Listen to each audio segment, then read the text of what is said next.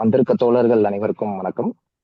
நம்ம இந்த கற்றவை பற்றவையில மொழி சம்பந்தமா மார்க்சிய பார்வை வந்துட்டு கடந்த சில வாரங்களா நம்ம தொடர்ந்து பார்த்துட்டே இருக்கோம்.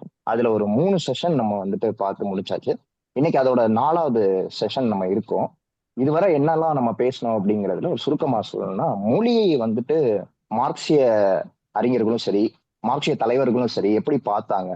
அந்த மொழிக்கு என்ன தன்மை இருக்கு? இந்த மாரி பல விஷயங்கள் நம்ம வந்துட்டு இதுவரை டிஸ்கஸ் பண்ணியிருக்கோம். ரொம்ப இதா சொல்லணும் அப்டின்னா, போன வாரம் நம்ம தோழர் வந்துட்டு சொன்ன ஒரு முக்கியமான விஷயம், அந்த மொழியோட நேச்சர். எப்படி அது இருக்கு அப்படிங்கிற விஷயத்த வந்துட்டு நம்மகிட்ட பகிர்ந்தாங்க. அதுல ரொம்ப முக்கியமாவே என்னன்னா, ஆ ஒரு சோசியல் இன்டராக்ஷன்ஸ் மூலமா தான் ஒரு மொழி, மொழியா இருக்கு. அந்த விஷயத்தினால தான் அது நம்ம பயன்பாட்டுல இருக்கும்போது தான் அது மொழியா இருக்கு. இல்லைன்னா அது வெறும் ஜஸ்ட் ஒரு நாலேட்ஜ் மாரி தான் இருக்கு. இப்போ நம்ம யார்கிட்டயாவது ஒருத்தவங்ககிட்ட பேசும்போது தான் அந்த மொழி ஒரு மொழியா ஆகுது அப்படிங்கிற விஷயங்கள் எல்லாம் நம்ம பார்த்தோம். அதுவும் குறிப்பா நம்ம சொல்லணும்னா வந்துட்டு ப்ராக்டிக்கல் கான்சியஸ்னஸ் அப்படிங்கிற ஒரு விஷயத்த வச்சு நம்ம விளக்கம் கொடுத்துட்டு இருந்தாங்க. ஒவ்வொரு அதாவது லாங்குவேஜ்ங்கிறது வந்து ஒரு தனி மனிதனுக்கானது மட்டும் கிடையாது. இன்னொரு மனிதனுக்குமானது. நம்ம அவங்க கிட்ட பேசி உரையாடும் போதுதான் அந்த மொழியோட இது பெருகுது அப்படிங்கிற விஷயமும் சரி. மொழி ஆஹ் இப்படி பாக்குற அந்த பார்வை தான் மார்க்சியமா இருக்கு அப்படிங்கிற ரொம்ப முக்கியமான விஷயத்த நம்ம பகிர்ந்தாங்க. தொடர்ந்து இன்னும் நிறைய விஷயங்கள் நம்ம பாலச்சந்திரன் தோழன் நமக்கு பகிர போறாங்க இந்த அமர்வுலையும். ஸோ இன்னைக்கு வந்திருக்கிறவங்க எல்லாருக்குமே ஒரு வணக்கம். தோழர் வந்துட்டு செஷனை இப்ப ஸ்டார்ட் பண்ணுவாங்க. இந்த இதை முடிச்ச உடனே நம்ம கிட்ட அவர்கிட்ட இருக்க கேள்விகளுக்கும் அவர் பதிலளிப்பாரு. ஸோ தொடர்ந்து நம்ம இதுல பார்ப்போம், பயணிப்போம். ஆஹ் தோழர் நீங்க ஆரம்பிக்கலாம். சரிங்க தோழர். நான் பேசுறது உங்களுக்கு கேக்குதா? தெளிவா கேக்குதா? கேக்குது தோழர், தெளிவா இருக்கு. சரிங்க தோழர். ஆ, அனைத்து தோழர்களுக்கும் என்னுடைய வணக்கம். ஆ, இன்னும் நிறைய தோழர்கள் தொடர்ந்து வர இருக்கிறாங்கன்னு நினைக்கிறேன். அவங்களுக்கு சேர்த்து என்னோட வணக்கத்தை சொல்லிக்கிறேன். ஏற்கனவே தொடர்ந்து இந்த உரையாடலில் கலந்து கொண்டு கடந்த 3 முறை என்னோடு உரையாடிய தோழர்கள் அந்த உரையாடலில் பங்கெடுக்காமல் இருந்தாலும் கூட நேரடியாக பேசாமல் இருந்தாலும் கூட அதை தொடர்ந்து உன்னிப்பாக கவனித்து வரக்கூடிய தோழர்கள் ஆகியோர் மீண்டும் இந்த சந்திப்பில் கூடியிருக்கிறீங்கன்னு நினைக்கிறேன். உங்கள் எல்லோருக்கும் என்னுடைய வணக்கம். ஒரு தொடர்ச்சியை வந்து நாம் வந்து மெயின்டைன் பண்ணுறோம் அப்படின்னு நான் நினைக்கிறேன். மார்க்சியம் என்ன மொழியை பற்றி என்ன சொல்லியிருக்குது அப்படிங்கிறத பற்றிய ஒரு பொது விவாதமாக இந்த உரையாடலை கொண்டு சென்று கொண்டிருக்கிறோம். இதுல வந்து நான் சென்ற முறையோ அல்லது அதற்கு முந்தையோ எல்லாம் வந்து சொன்ன மாதிரி நம்முடைய நோக்கம் என்பது ஏற்கனவே நடைமுறையில கல்வித்துறையிலேயோ அல்லது மற்ற எழுத்துத்துறைகளிலோ நடைமுறையில புழக்கத்தில் இருக்கக்கூடிய மொழியியல் சம்பந்தமாக அதில் இருக்கக்கூடிய இலக்கண கூறுகள் சம்பந்தமாக ஆராய்ச்சி செய்வது அல்ல நம்முடைய நோக்கம். நம்முடைய முதன்மையான நோக்கம் என்னவாக இருக்கும் என்றால் அந்த இலக்கண கூறுகளை எல்லாம் ஆராய்வோம், அது வேறு விஷயம். ஆனால் நம்முடைய அடிப்படையான நோக்கம் என்னவாக இருக்கும் என்றால் மொழி என்பதை பற்றிய ஒரு சரியான உலக பார்வையை எப்படி உருவாக்குவது. உலக பார்வை என்று சொல்லும் போது அது தத்துவ பார்வையாக இருக்கும். அப்படி மொழி என்பதை பற்றிய ஒரு தத்துவ பார்வையை எவ்வாறு உருவாக்குவது, இதுதான் முதல் கேள்வி. இந்த தத்துவ பார்வையை உருவாக்குவதில் பல்வேறு தத்துவங்கள், மார்க்சுக்கு முந்தி இருந்த தத்துவவாதிகள், மார்க்சுக்கு பிறகு வந்திருக்கக்கூடிய மார்க்ஸை ஆதரிக்கக்கூடிய தத்துவவாதிகள், மார்க்சுக்கு எதிராக பேசக்கூடிய தத்துவவாதிகள் என்று பல பிரிவுகள் இருக்கின்றன. இவர்கள் மொழியை பற்றிய ஒரு தத்துவார்த்த பார்வையை உருவாக்குவதற்கு எவ்வாறு முயற்சி செய்தார்கள், அந்த மரபு தொடர்ச்சியில் மார்க்சுக்கு முந்தி இருந்த மரபு தொடர்ச்சியில் மார்க்ஸ் எந்தெந்த அடிப்படை அம்சங்களை எடுத்துக்கொண்டு மொழியை பற்றிய தன்னுடைய பார்வையை முன்வைத்தார். இதை வந்து பார்க்கிறது நம்முடைய முக்கியமான ஒரு அம்சம். மார்க்சினுடைய மொழி பற்றிய அணுகுமுறை என்னவாக இருந்தது, இது ஒரு தொடக்கம்தான். அதற்கு பிறகு மார்க்ஸ் வந்து நிறைய எழுதல, அங்கங்க மொழியை பற்றி எழுதியிருக்கிறார். பொதுவாக சோசியல் கான்சியஸ்னஸ் என்பதை பற்றி நிறைய எழுதியிருக்கிறார். அந்த சோசியல் கான்சியஸ்னஸ் அல்லது சமூக உணர்வு என்று சொல்லக்கூடிய அதனுடைய பல்வேறு வடிவங்களை பற்றி விரிவாக எழுதியிருக்கிறார். மார்க்சுக்கு பிறகு வந்திருக்கக்கூடிய அறிஞர்களும் கூட சமூக உணர்வு என்பதை பற்றி மிக மிக விரிவாக பல 100 அல்லது 1000 புத்தகங்கள் கூட இருக்கின்றன என்று சொல்லக்கூடிய அளவுக்கு நிறைய எழுதியிருக்கிறார். ஆனால் நேரடியாக மார்க்ஸ் மொழியை பற்றிய ஒரு தத்துவத்தை முன்வைக்கவில்லை. நேரடியாக இப்படித்தான் இருக்குது அப்படின்னு சொல்லிட்டு அவர் நேரடியாக எல்லாம் முன்வைக்கவில்லை. ஆனால் மொழியை பற்றி அவர் பேசுகின்ற பல தருணங்களில் அவர் மொழியை பற்றி மேற்கொண்ட அணுகுமுறைகளை அடிப்படையாக வைத்துக் கொண்டு மொழியை பற்றி அவருடைய கருத்துக்களை நாம் தொகுத்துக் கொள்ள முடியும். ஒன்று. இரண்டாவது, மொழியை பற்றி சொல்லாவிட்டாலும் கூட பல்வேறு சமூக ஆய்வினுடைய அடிப்படைகளை மார்க்ஸ் நமக்கு வகுத்து கொடுத்திருக்கிறார். அந்த அடிப்படையில் நின்று நாம் மொழியை அவர் விட்ட இடத்திலே இருந்து நாம் எடுத்துக்கொண்டு ஆய்வு செய்ய முடியும் என்பது இரண்டாவது. இந்த விஷயங்களை எல்லாம் அடிப்படையாக வைத்துக் கொண்டுதான் நாம் தொடர்ந்து இந்த உரையாடலை நிகழ்த்துகிறோம். இதுல சென்ற முறை நான் உங்களோடு பேசும்போது 3 முக்கியமான மையமான கேள்விகளை அடிப்படையாக கொண்டு மார்க்சினுடைய மற்றும் எங்கெல்ஸினுடைய மொழியை பற்றிய பார்வையை நாம் தொகுத்து கொள்ள முடியும் என்று குறிப்பிட்டேன் என்று நினைக்கிறேன். அதுல ஒரு கேள்வி என்னவென்றால், மொழியினுடைய இயல்பு அல்லது மொழியினுடைய சாராம்சம் என்கிற ஒரு பிரச்சனை இருக்கிறது. இந்த பிரச்சனையை மார்க்சியம் எவ்வாறு கையாளுகிறது என்பது முதல் கேள்வி என்று நான் குறிப்பிட்டதாக நினைவு. அந்த முதல் கேள்வியை அடிப்படையாக வைத்துக் கொண்டுதான் சென்ற முறை நாம் பல கருத்துக்களையும் மார்க்சினுடைய எழுத்துக்களுக்குள்ளிருந்தும் மார்க்சுடைய எழுத்துக்கு வெளியில் வந்தும் நாம் நிறைய உரையாடினோம். அதனுடைய அடுத்த கேள்வியாக இருப்பது மார்க்சும் எங்கெல்ஸும் மொழிக்கும் சிந்தனைக்கும் யதார்த்த உலகத்துக்கும் நடுவில் இருக்கக்கூடிய உறவை பற்றி என்ன பேசினார்கள்? மொழியை பற்றி, அதே போல சிந்தனையை பற்றி, யதார்த்த உலகத்தை பற்றி, இந்த மூன்றுக்கு நடுவுல ஒன்றுக்கொன்று உறவு இருக்கிறது, ஒன்றுக்கொன்று ஒரு தொடர்பு இருக்கிறது.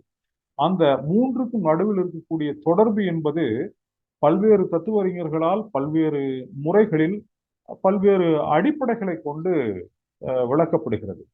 ஆகவே மொழிக்கும் சிந்தனைக்கும் யதார்த்த உலகத்துக்கும் இந்த மூன்றுக்கு நடுவில் இருக்கக்கூடிய அந்த முக்கோண உறவு இருக்குது பாருங்க.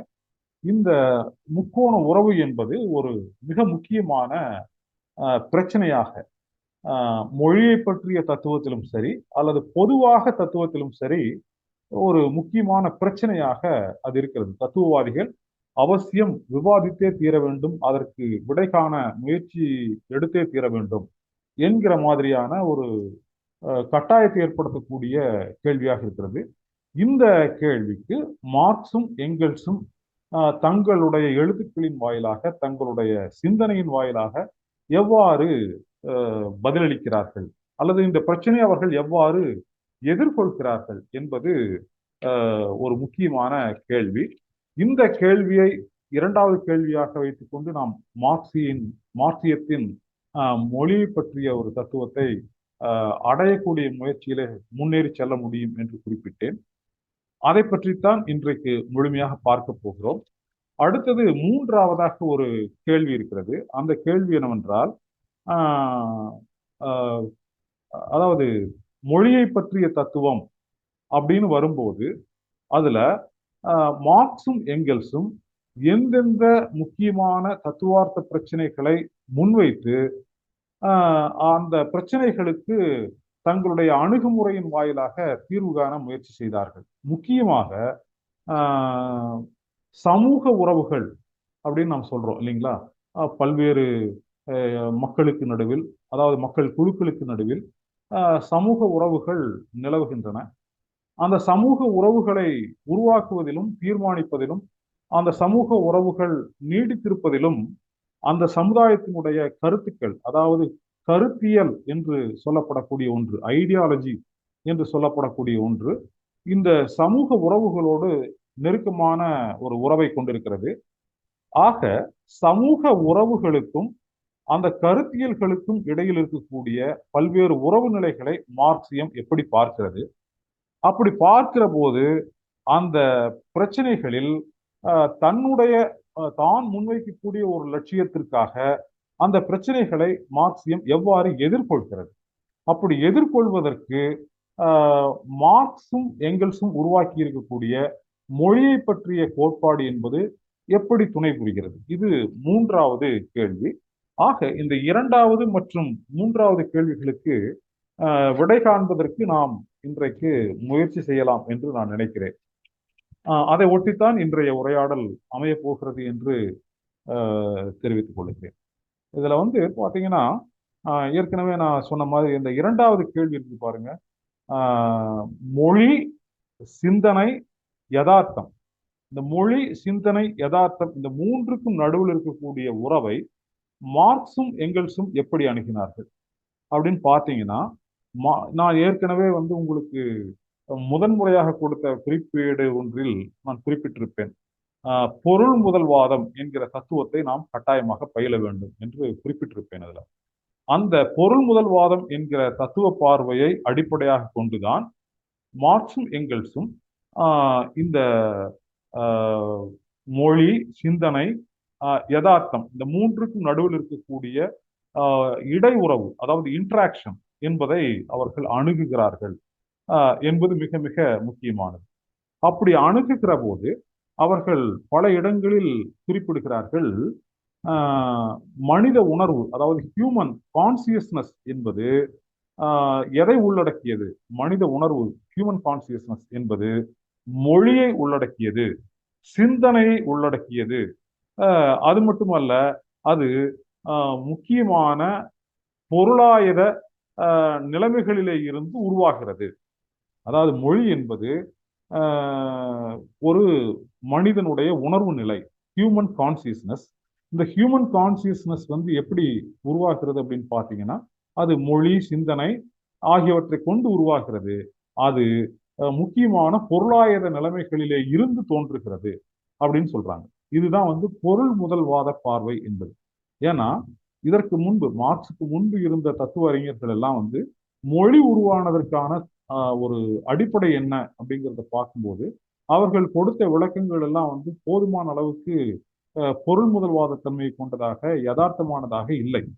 ஏனென்றால் அவர்கள் பல்வேறு அப்பாலைவாத சிந்தனைகளுக்கு ஆட்பட்டிருந்தார்கள். அதாவது டிரான்சென்டென்டல் பிலாசபி என்று சொல்லுகிறோம் அல்லவா, இந்த இயலுலகுக்கு அப்பாற்பட்ட கற்பனையான சில கருதுகோள்களை முன்வைத்து அவைதான் உலகத்தையும் உலகத்தில் இருக்கக்கூடிய மனிதனையும் இயக்குகின்றன என்று சொல்லக்கூடிய பல்வேறு கருத்துக்களுக்கு அவர்கள் ஆட்பட்டிருந்தார்கள்.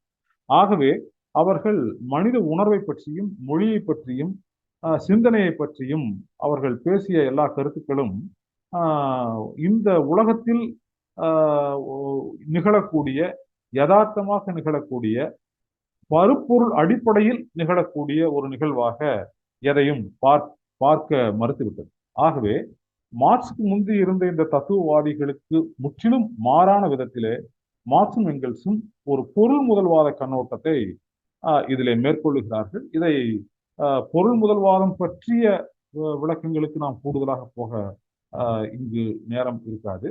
ஆகவே நீங்கள் மார்க்சும் எங்கெல்ஸும் பொருள் முதல்வாதம் பற்றி குறிப்பிட்டிருக்கக்கூடிய பல்வேறு நூல்களை, எழுத்துக்களை தொடர்ந்து பயிலலாம்.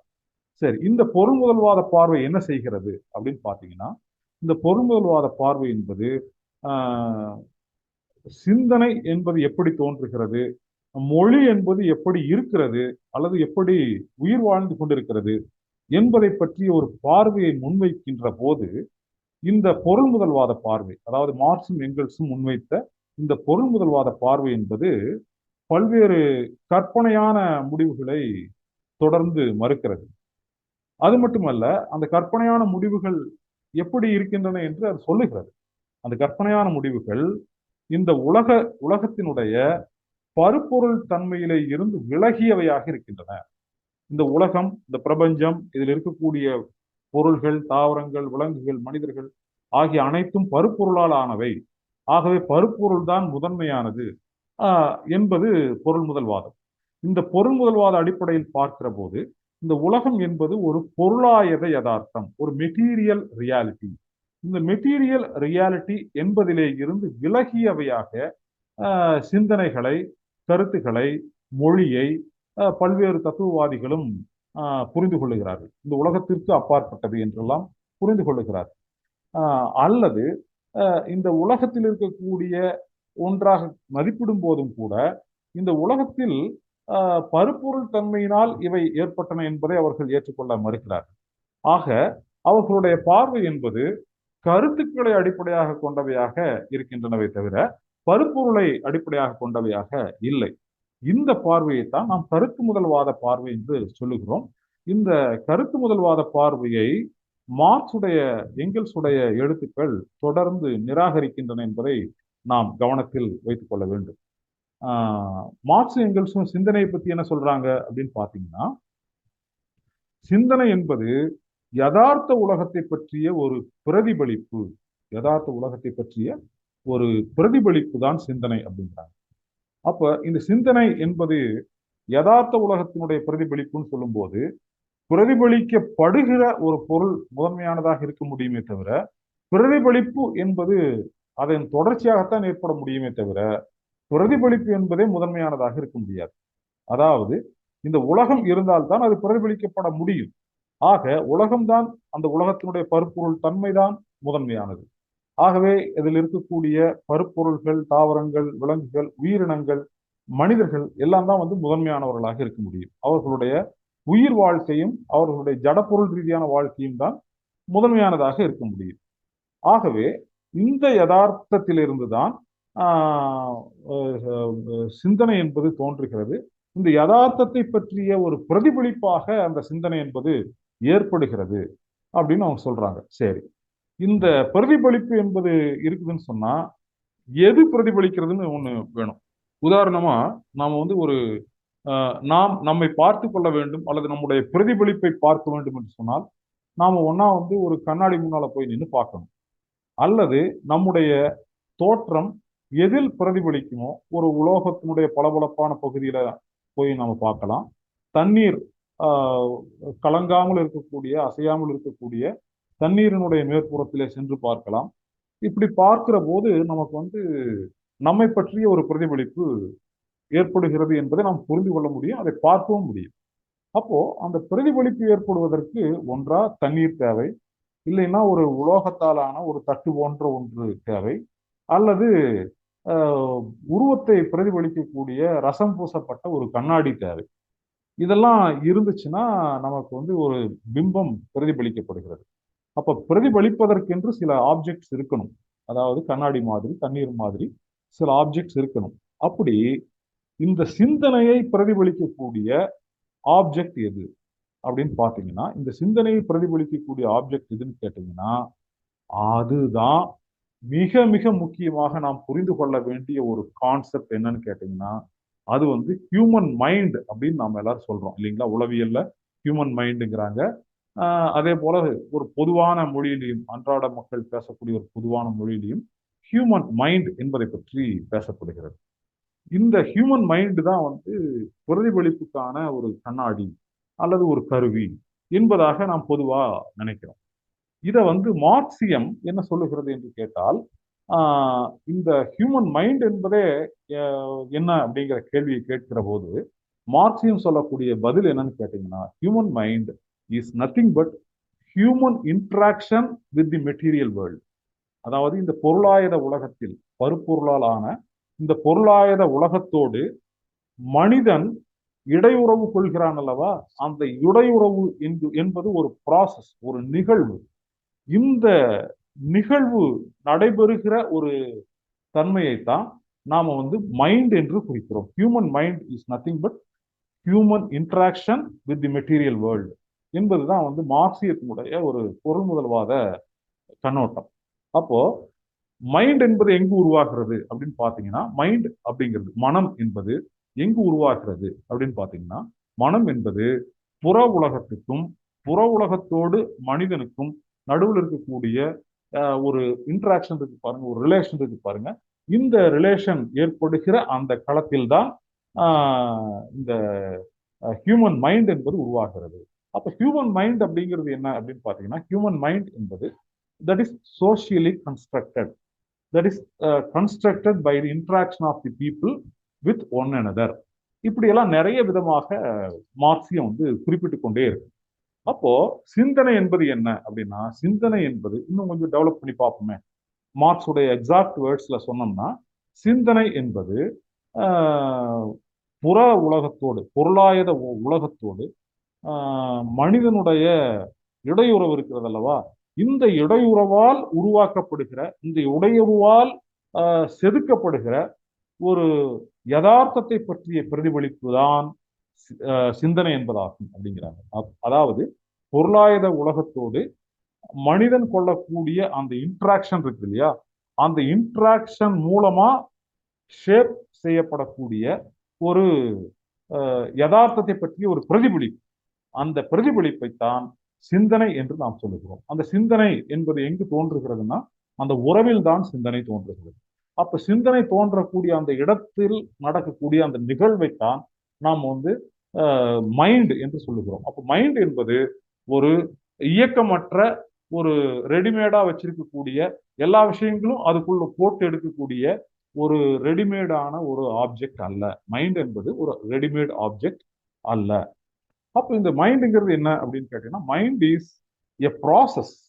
அதாவது மார்க்ஸுடைய நிறைய தத்துவ வகையினங்களை வந்து அவர் என்ன பண்ணுவாருன்னு கேட்டீங்கன்னா, எல்லாரும் ஏற்கனவே வந்து fulfilled and completely accomplished reality அப்படின்னு சொல்லிட்டு மார்க்ஸுக்கு முந்தி இருந்த தத்துவவாதிகள் எல்லாம் எதைய சொல்லிடுவாங்களோ, எதையெல்லாம் வந்து அவங்க கதையை முடிக்கிறாங்களோ, அந்த கதையெல்லாம் ஓபன் பண்ணி அதெல்லாம் வந்து தொடர்ந்து உருவாகி கொண்டே இருப்பவை, தொடர்ந்து மாறிக்கொண்டே இருப்பவை, தொடர்ந்து வளர்ச்சி அடைந்து கொண்டே இருப்பவை என்று அவர் பேசுவார்.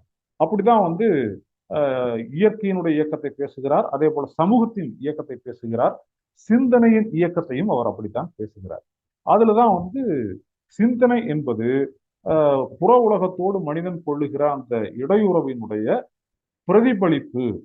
அது எப்படிப்பட்ட பிரதிபலிப்புன்னா, அது வந்து அதன் மூலமாக ஷேப் செய்யப்படக்கூடிய ஒரு பிரதிபலிப்பு அப்படின்னு சொல்லிட்டு மார்க்ஸ் வந்து ரொம்ப தெளிவா டிஃபைன் பண்ணுவார். இதுல வந்து பாத்தீங்கன்னா உங்களுக்கு ஒரு விஷயம் நல்லா தெரியும்.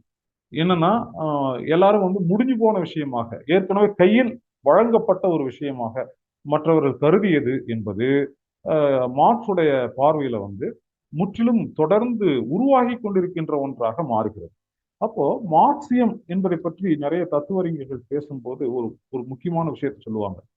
அது மார்க்சியம் என்பது உருவாதலின் தத்துவம் என்று சொல்வார்கள். மார்க்சியம் என்பது ஒரு உருவாதலின் தத்துவம். That is the philosophy of becoming. That is not only the philosophy of being, but also the philosophy of becoming என்று சொல்லுவார்கள். மார்க்ஸே வந்து அவருடைய பல நூல்கள்ல வந்து இருத்தல் என்பது இந்த புற உலகத்தோடு நடக்கக்கூடிய இடையுறவு என்ன என்பதை எடுத்து காட்டக்கூடியதாக இல்லை. வெறும் இருத்தல் என்பது, பீயிங் என்பது இந்த உலகத்தோடு ஒரு உயிர் ஏற்படுத்தி கொள்ளக்கூடிய இடையுறவை, இன்ட்ராக்ஷனை எடுத்து காட்டக்கூடிய ஒன்றாக இல்லை பீயிங் என்கிற சொல். ஆகவே பீயிங் என்கிற ஒரு சொல்லை தாண்டி நாம் இந்த உயிரினங்களுடைய வளர்ச்சியை, தோற்றத்தை, அதனுடைய மாற்றங்களை எல்லாம் பார்க்க வேண்டும் என்று சொன்னால் அதற்கு வேறு ஒரு தத்துவ அடிப்படையை தேடியாக வேண்டும் என்று அவர் சொல்லுவார். அங்கதான் வந்து அவர் வந்து பிகமிங் என்பதை ஒரு முக்கியமான தத்துவ வகையினமாக முன்வைப்பார். இதை வந்து ரொம்ப முக்கியமா நாம புரிஞ்சுக்கிறது நல்லதுன்னு நினைக்கிறேன். ஏன்னா வந்து இது மொழியை பற்றி மட்டும் அல்ல, மார்க்ஸ் முன்வைக்கக்கூடிய பல்வேறு தத்துவ வகையினங்களையும் புரிந்து கொள்வதற்கு இது ரொம்ப ரொம்ப முக்கியமான ஒரு அடிப்படையாக இருக்கும் என்று நான் நினைக்கிறேன்.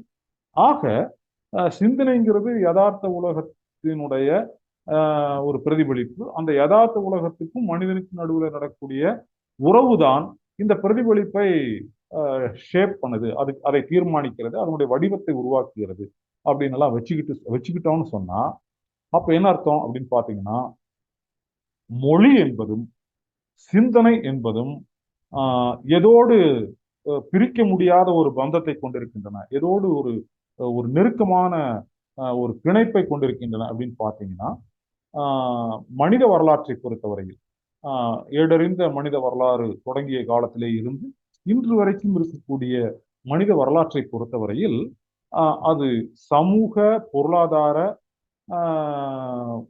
விஷயங்களோடு, அதே போல வரலாற்று கட்டங்களில், பல்வேறு கட்டங்களில் சமுதாயமும் சமுதாயத்தோடு சேர்ந்து தனி மனிதனும் எப்படியெல்லாம் மாறி வந்திருக்கிறார்கள் என்கிற பின்னணியில வைத்து நாம் பார்க்க வேண்டிய ஒன்றாக இருக்கிறது. எப்படி அப்படின்னா, லாங்குவேஜும் அந்த மொழியும் சமுதாயத்தோடு, சமுதாயத்தினுடைய பொருளாதார அமைப்போடு, சமுதாயத்தினுடைய பல்வேறு வளர்ச்சி மாற்றங்கள் போன்றவற்றோடு சேர்ந்துதான் அந்த சிந்தனையும், அந்த சிந்தனையை வெளிப்படுத்துவதற்கான மொழியும் தோன்றி வளர்க்கின்றன. ஆகவே இது ரொம்ப சமுதாய பொருளாதார வரலாற்று பின்னணியில் வைத்து பார்க்கப்பட வேண்டிய ஒன்றாக இந்த மொழியும் சிந்தனையும் இருக்கின்றன என்பது மிக முக்கியமானது. இது இயக்கவியல் பொருள்முதல்வாத தத்துவத்தினுடைய அடிப்படையில் நாம் மொழியையும் சிந்தனையையும் பார்ப்பதற்கான மிக முக்கியமான ஒரு அடித்தளம். இத நாம புரிஞ்சுக்கிட்டா மட்டும்தான் நாம மேற்கொண்டு மார்க்சும் எங்கெல்ஸும் தங்களுடைய மூல நூல்களில், செவ்வியல் படைப்புகளில் அவர்கள் மொழியை பற்றி பேசுகிற போது என்னென்ன மாதிரியான அடிப்படைகளை முன்வைக்கிறார்கள் என்பதை நம்மால் எளிதாக புரிந்து கொள்ள முடியும். அந்த விதத்துல நாம் பார்க்கிற போது உங்கள் கையில் இருக்கக்கூடிய குறிப்பில் நான் குறிப்பிட்டிருப்பது போல மிக முக்கியமாக ஒரு 5 அம்சங்கள் மார்க்சும் எங்கெல்ஸும் தொடர்ந்து அவர்களுடைய எழுத்துக்களில் பதிவு செய்கிறார்கள், அதை வளர்த்தெடுக்கிறார்கள். அந்த 5 அம்சங்களை நாம் முக்கியமாக பார்க்க வேண்டும் என்று நினைக்கிறேன். உங்களுக்கு கொடுத்திருக்கக்கூடிய குறிப்புகள்ல பாத்தீங்கன்னா ரொம்ப ரொம்ப ரொம்ப எசென்சியலா இருக்கக்கூடிய ஓரிரு வரிகளை மட்டும்தான் அதில் குறிப்பிட்டிருக்கிறேன். ஆனால் அந்த குறிப்புகள் நான் எடுத்திருக்கிறது பாத்தீங்கன்னா ஒன்னா மார்க்ஸுடைய பொருளாதார தத்துவ கையெழுத்து படிகள் அப்படிங்கிற புத்தகத்திலிருந்து எடுத்திருப்பனா இருக்கும், அல்லது ஜெர்மன் ஐடியாலஜி அப்படிங்கிற புத்தகத்திலிருந்து எடுத்திருப்பனா இருக்கும், அல்லது இயற்கையின் இயக்கவியல் அல்லது டயலக்டிக்ஸ் ஆஃப் நேச்சர் அப்படிங்கிற புத்தகத்திலிருந்து எடுத்திருப்பனா இருக்கும், அல்லது origin of the family, private property and the state, அதாவது குடும்பம், தனிச்சொத்து, அரசு ஆகியவற்றின் தோற்றம் அப்படிங்கிற புத்தகத்திலிருந்து எடுத்திருக்கலாம், அல்லது ஆன்டி டூரிங் அப்படின்னு ஒரு புத்தகம் இருக்கு எங்கெல்ஸ்ல இருந்து, அதுல இருந்து எடுத்திருக்கலாம். இப்படி இன்றியமையாத சில நூல்களிலே இருந்து, அல்லது கிரண்ட்ரிஸே அல்லது மூலதனம் போன்ற நூலிலே இருந்து எடுத்திருக்கலாம். இந்த நான் எடுத்திருக்கக்கூடிய குறிப்புகள் ஓரிரு வரிகளை கொண்டவையாக இருந்தாலும் கூட அவற்றுக்கு முன்னும் பின்னுமாக அவர்கள் இவற்றோடு தொடர்புடைய வேறு பல பிரச்சனைகளை விரிவாக எழுதுகிறார். அவற்றையும் சேர்த்து நாம் படித்து கொண்டு அதோடு சேர்த்து இந்த மார்க்ஸ் எங்கெல்ஸ் மொழியை பற்றி நேரடியாக கூறக்கூடிய அந்த கருத்துக்களையும் சேர்த்து படிக்கிற போது, அந்த பின்னணியில் வைத்து படிக்கிற போது நமக்கு மார்க்சிய தத்துவமும் தெளிவாக நமக்கு பிடிபடும். அதே போல அந்த தத்துவ பின்னணியில் வைத்து பார்க்கிற போதுதான் மொழியை பற்றி இவர்கள் பேசுகிற இந்த கருத்துக்களுடைய அடிப்படையை நாம் சரியாக புரிந்து கொள்ள முடியும். அந்த வகையில் நான் அதை இது ஒரு உங்களுக்கு ஊக்கப்படுத்துவதற்காக, உங்களை மேற்கொண்டு அந்த வாசிப்பில் நகர்த்துவதற்காக கொடுத்திருக்கக்கூடிய குறிப்பு தானே தவிர இது ஃபுல்லா இதுவே முழு நிறைவான ஒரு குறிப்பீடு அல்ல. சரி, இதை முன் வச்சு நாம தொடர்ந்து பயணம் பண்ணலாம். அதுல நான் 5 முக்கியமான விஷயங்கள் சொன்னேன் இல்லைங்களா? அதுல பாத்தீங்கன்னா ஏற்கனவே நான் பல நம்முடைய கடந்த கால உரைகள்ல நம்ம பல்வேறு சமயங்கள்ல குறிப்பிட்ட ஒரு சொல் இங்கு வருது. அது என்ன அப்படின்னு பாத்தீங்கன்னா, மெட்டீரியலிஸ்டிக் கன்செப்ஷன் ஆஃப் ஹிஸ்டரி அப்படின்னு சொல்லிட்டு ஒரு விஷயத்த நான் உங்ககிட்ட சொல்லியிருப்பேன். அதாவது எந்த ஒரு விஷயத்தை பார்த்தாலும், எந்த ஒரு நிகழ்வை பார்த்தாலும், எந்த ஒரு சம்பவம் அல்லது எந்த ஒரு சாதனை அல்லது ஒரு வரலாற்று நிகழ்வு அப்படின்னு சொல்லி எதை நீங்க பார்த்தீங்கன்னாலும், அது இயற்கையில் நிகழ்வதாக இருந்தாலும் சரி, சமுதாயத்தில் நிகழ்வதாக இருந்தாலும் சரி, அவற்றுக்கு முந்தைய காலம், அவற்றுக்கு பின்னால் வரப்போகிற காலம் ஆகியவற்றுக்கு இடையில் அது எந்த குறிப்பான காலத்தில் நிகழ்கிறது, ஆகவே அவற்றுக்கு என்னென்ன தாக்கங்கள் ஏற்பட்டிருக்கின்றன, என்னென்ன மாதிரியான விளைவுகளை அவை ஏற்படுத்துவதற்கு வாய்ப்பு இருக்கிறது அப்படின்னு சொல்லி எல்லாம் சேர்த்து வைத்து பார்க்கிற பார்வை, அந்த பார்வைக்கு பேர் தான் வரலாற்று பார்வை என்பது. அப்ப இந்த வரலாற்று பார்வை என்பது மார்க்சியத்திற்கு மிக மிக முக்கியமானது. அதே போல மார்க்சியத்தினுடைய வரலாற்று பார்வையின் மறுபக்கம் ஒன்று இருக்குது. அது என்னன்னு கேட்டீங்கன்னா, உங்களுக்கு ஏற்கனவே நல்லா தெரியும். அதுதான் பொருள் முதல்வாத பார்வை. எல்லா நிகழ்வுகளையும் ஒரு மனிதனுடைய நடைமுறைக்கு அப்பாற்பட்ட ஒன்றாகவோ, இயற்கைக்கு அப்பாற்பட்ட ஒன்றாகவோ, இயற்கையின் சக்தியை மீறியதாகவோ, கடவுள் போன்ற மாய சக்திகளினுடைய குறுக்கீடுகளால் நிகழக்கூடியவையாகவோ நாம் கருதக்கூடாது. மாறாக இயற்கையிலும் சரி, மனித சமுதாயத்திலும் சரி, பருப்பொருள் சார்ந்த நிகழ்வுகள் தான் அடுத்தடுத்த வரலாற்று கட்டங்களுக்கு நகர்கிறது. அப்படி நகர்வதற்கு புறவயமான காரணிகள் உண்டு, அகவயமான காரணிகளும் உண்டு என்று புரிந்து கொள்வதுதான் பொருள் முதல்வாத பார்வை, வரலாற்றை பற்றிய பொருள் முதல்வாத பார்வை என்பது. அதை ஆங்கிலத்துல மெட்டீரியலிஸ்டிக் கன்செப்ஷன் ஆஃப் ஹிஸ்டரி என்று சொல்லுவார்கள். இதை அடிப்படையாக வைத்துத்தான் மார்க்ஸ் வரலாற்று பொருள் முதல்வாதம் என்கிற ஒரு மாபெரும் தத்துவத்தையே உருவாக்கினார். அந்த வரலாற்று பொருள் முதல்வாதம் என்பது மெட்டீரியலிஸ்டிக் கன்செப்ஷன் ஆஃப் ஹிஸ்டரி என்கிற பார்வையை உள்ளடக்கியது. இந்த மெட்டீரியலிஸ்டிக் கன்செப்ஷன் ஆஃப் ஹிஸ்டரி என்பதை நாம் எதுக்கெல்லாம் பொருத்தலாம் அப்படின்னு கேட்டீங்கன்னா, மனித சமுதாயம் எந்தெந்த அடிப்படையான நிகழ்வுகளோடெல்லாம் தொடர்பு வைத்திருக்கிறதோ, எதோடெல்லாம் தொடர்புடையதாக இருக்கிறதோ, அந்த எல்லா அடிப்படையான நிகழ்வுகளையும் ஆராய்வதற்கு இந்த மெட்டீரியலிஸ்டிக் கன்செப்ஷன் ஆஃப் ஹிஸ்டரி என்பதை நாம் பயன்படுத்த முடியும். அப்போ சிந்தனையை பற்றி ஆராய்ச்சி செய்கிற போது அந்த மெட்டீரியலிஸ்டிக் கன்செப்ஷன் ஆஃப் ஹிஸ்டரி என்பது அங்கு என்னவா மாறும் கேட்டீங்கன்னா, மெட்டீரியலிஸ்டிக் கன்செப்ஷன் ஆஃப் தாட் அல்லது சிந்தனையை பற்றிய பொருள் முதல்வாத கண்ணோட்டம் என்பதாக மாறும். அதே போல யதார்த்த உலகத்தை பற்றி நீங்கள் ஆய்வு செய்கிறீர்கள், ஒரு விஞ்ஞானியை போல இருந்து ஆய்வு செய்கிறீர்கள் சொன்னா அது எப்படி மாறும் அப்படின்னா, அது மெட்டீரியலிஸ்டிக் கன்செப்ஷன் ஆஃப் ரியாலிட்டி என்று மாறும். அப்படி நாம் காணக்கூடிய, நாம் ஆய்வுக்கு எடுத்துக்கொள்ளக்கூடிய அடிப்படையான அம்சங்களை நாம் வரலாற்று பொருள்முதல்வாத பார்வையில் பார்க்கிற போது, அந்த வரலாற்று பொருள்முதல்வாத பார்வையில் பார்க்கிற அந்த அடிப்படை அம்சங்கள் முற்றிலும் வேறு விதமான பரிமாணங்களை நமக்கு காட்டுகின்றன. அந்த வகையில நாம எதையெல்லாம் நம்ம முக்கியமா இப்ப மொழியை பற்றிய தத்துவம் என்று வருகிற போது அதுல நம்ம இதே வரலாற்று பொருள் முதல்வாத பார்வையை சிந்தனையை ஆய்வு செய்வதற்கும் சிந்தனையோடு தொடர்புடைய யதார்த்தத்தை ஆய்வு செய்வதற்கும் நாம் பயன்படுத்த வேண்டும். அப்படித்தான் மார்க்சும் எங்கல்ஸும் அதை பயன்படுத்தினார். அப்படி பயன்படுத்தியதனுடைய விளைவாக அவங்க ஒரு முக்கியமான முடிவுக்கு சேர்ந்தாங்க. அது என்னன்னு கேட்டீங்கன்னா, மனித சிந்தனையும் மனித உணர்வும் மனித சிந்தனையும் மனித உணர்வும் பொருளாயத யதார்த்தத்திலே வேர் கொண்டிருக்கின்றன. பொருளாயத யதார்த்தம் இல்லாவிட்டால் மனித சிந்தனையும் கிடையாது, மனித உணர்வு என்பதும் கிடையாது, ஹியூமன் தாட்டும் கிடையாது, ஹியூமன் கான்சியஸ்னஸும் கிடையாது. அந்த ரெண்டு இருக்கிறதுக்கே காரணம் ஒரு மெட்டீரியல் ரியாலிட்டி. இந்த மெட்டீரியல் ரியாலிட்டி எங்க இருக்குது அப்படின்னு கேட்டீங்கன்னா, இந்த பிரபஞ்சத்தில் இருக்கக்கூடிய அனைத்து விதமான கோள்கள், நட்சத்திரங்கள், சூரிய குடும்பம், அதில் இருக்கக்கூடிய கோள்கள், பூமி, அதனுடைய துணைக்கோள்கள், இப்படி இருக்கக்கூடிய எண்ணற்ற விஷயங்கள் எல்லாம் பருப்பொருள்கள் என்று வைத்துக் கொண்டால் இவற்றினுடைய ஒரு யதார்த்தமான ஒரு வெளிப்பாடாகத்தான், ஒரு ரியாலிட்டியாகத்தான் மனிதனும் மனித சமுதாயமும் தோன்றுகிறார். ஆகவே மனித சிந்தனையும் மனித உணர்வு என்பதும் இந்த யதார்த்தம் என்கிற எல்லைக்கு வெளியிலே இருந்து உருவாக முடியாது.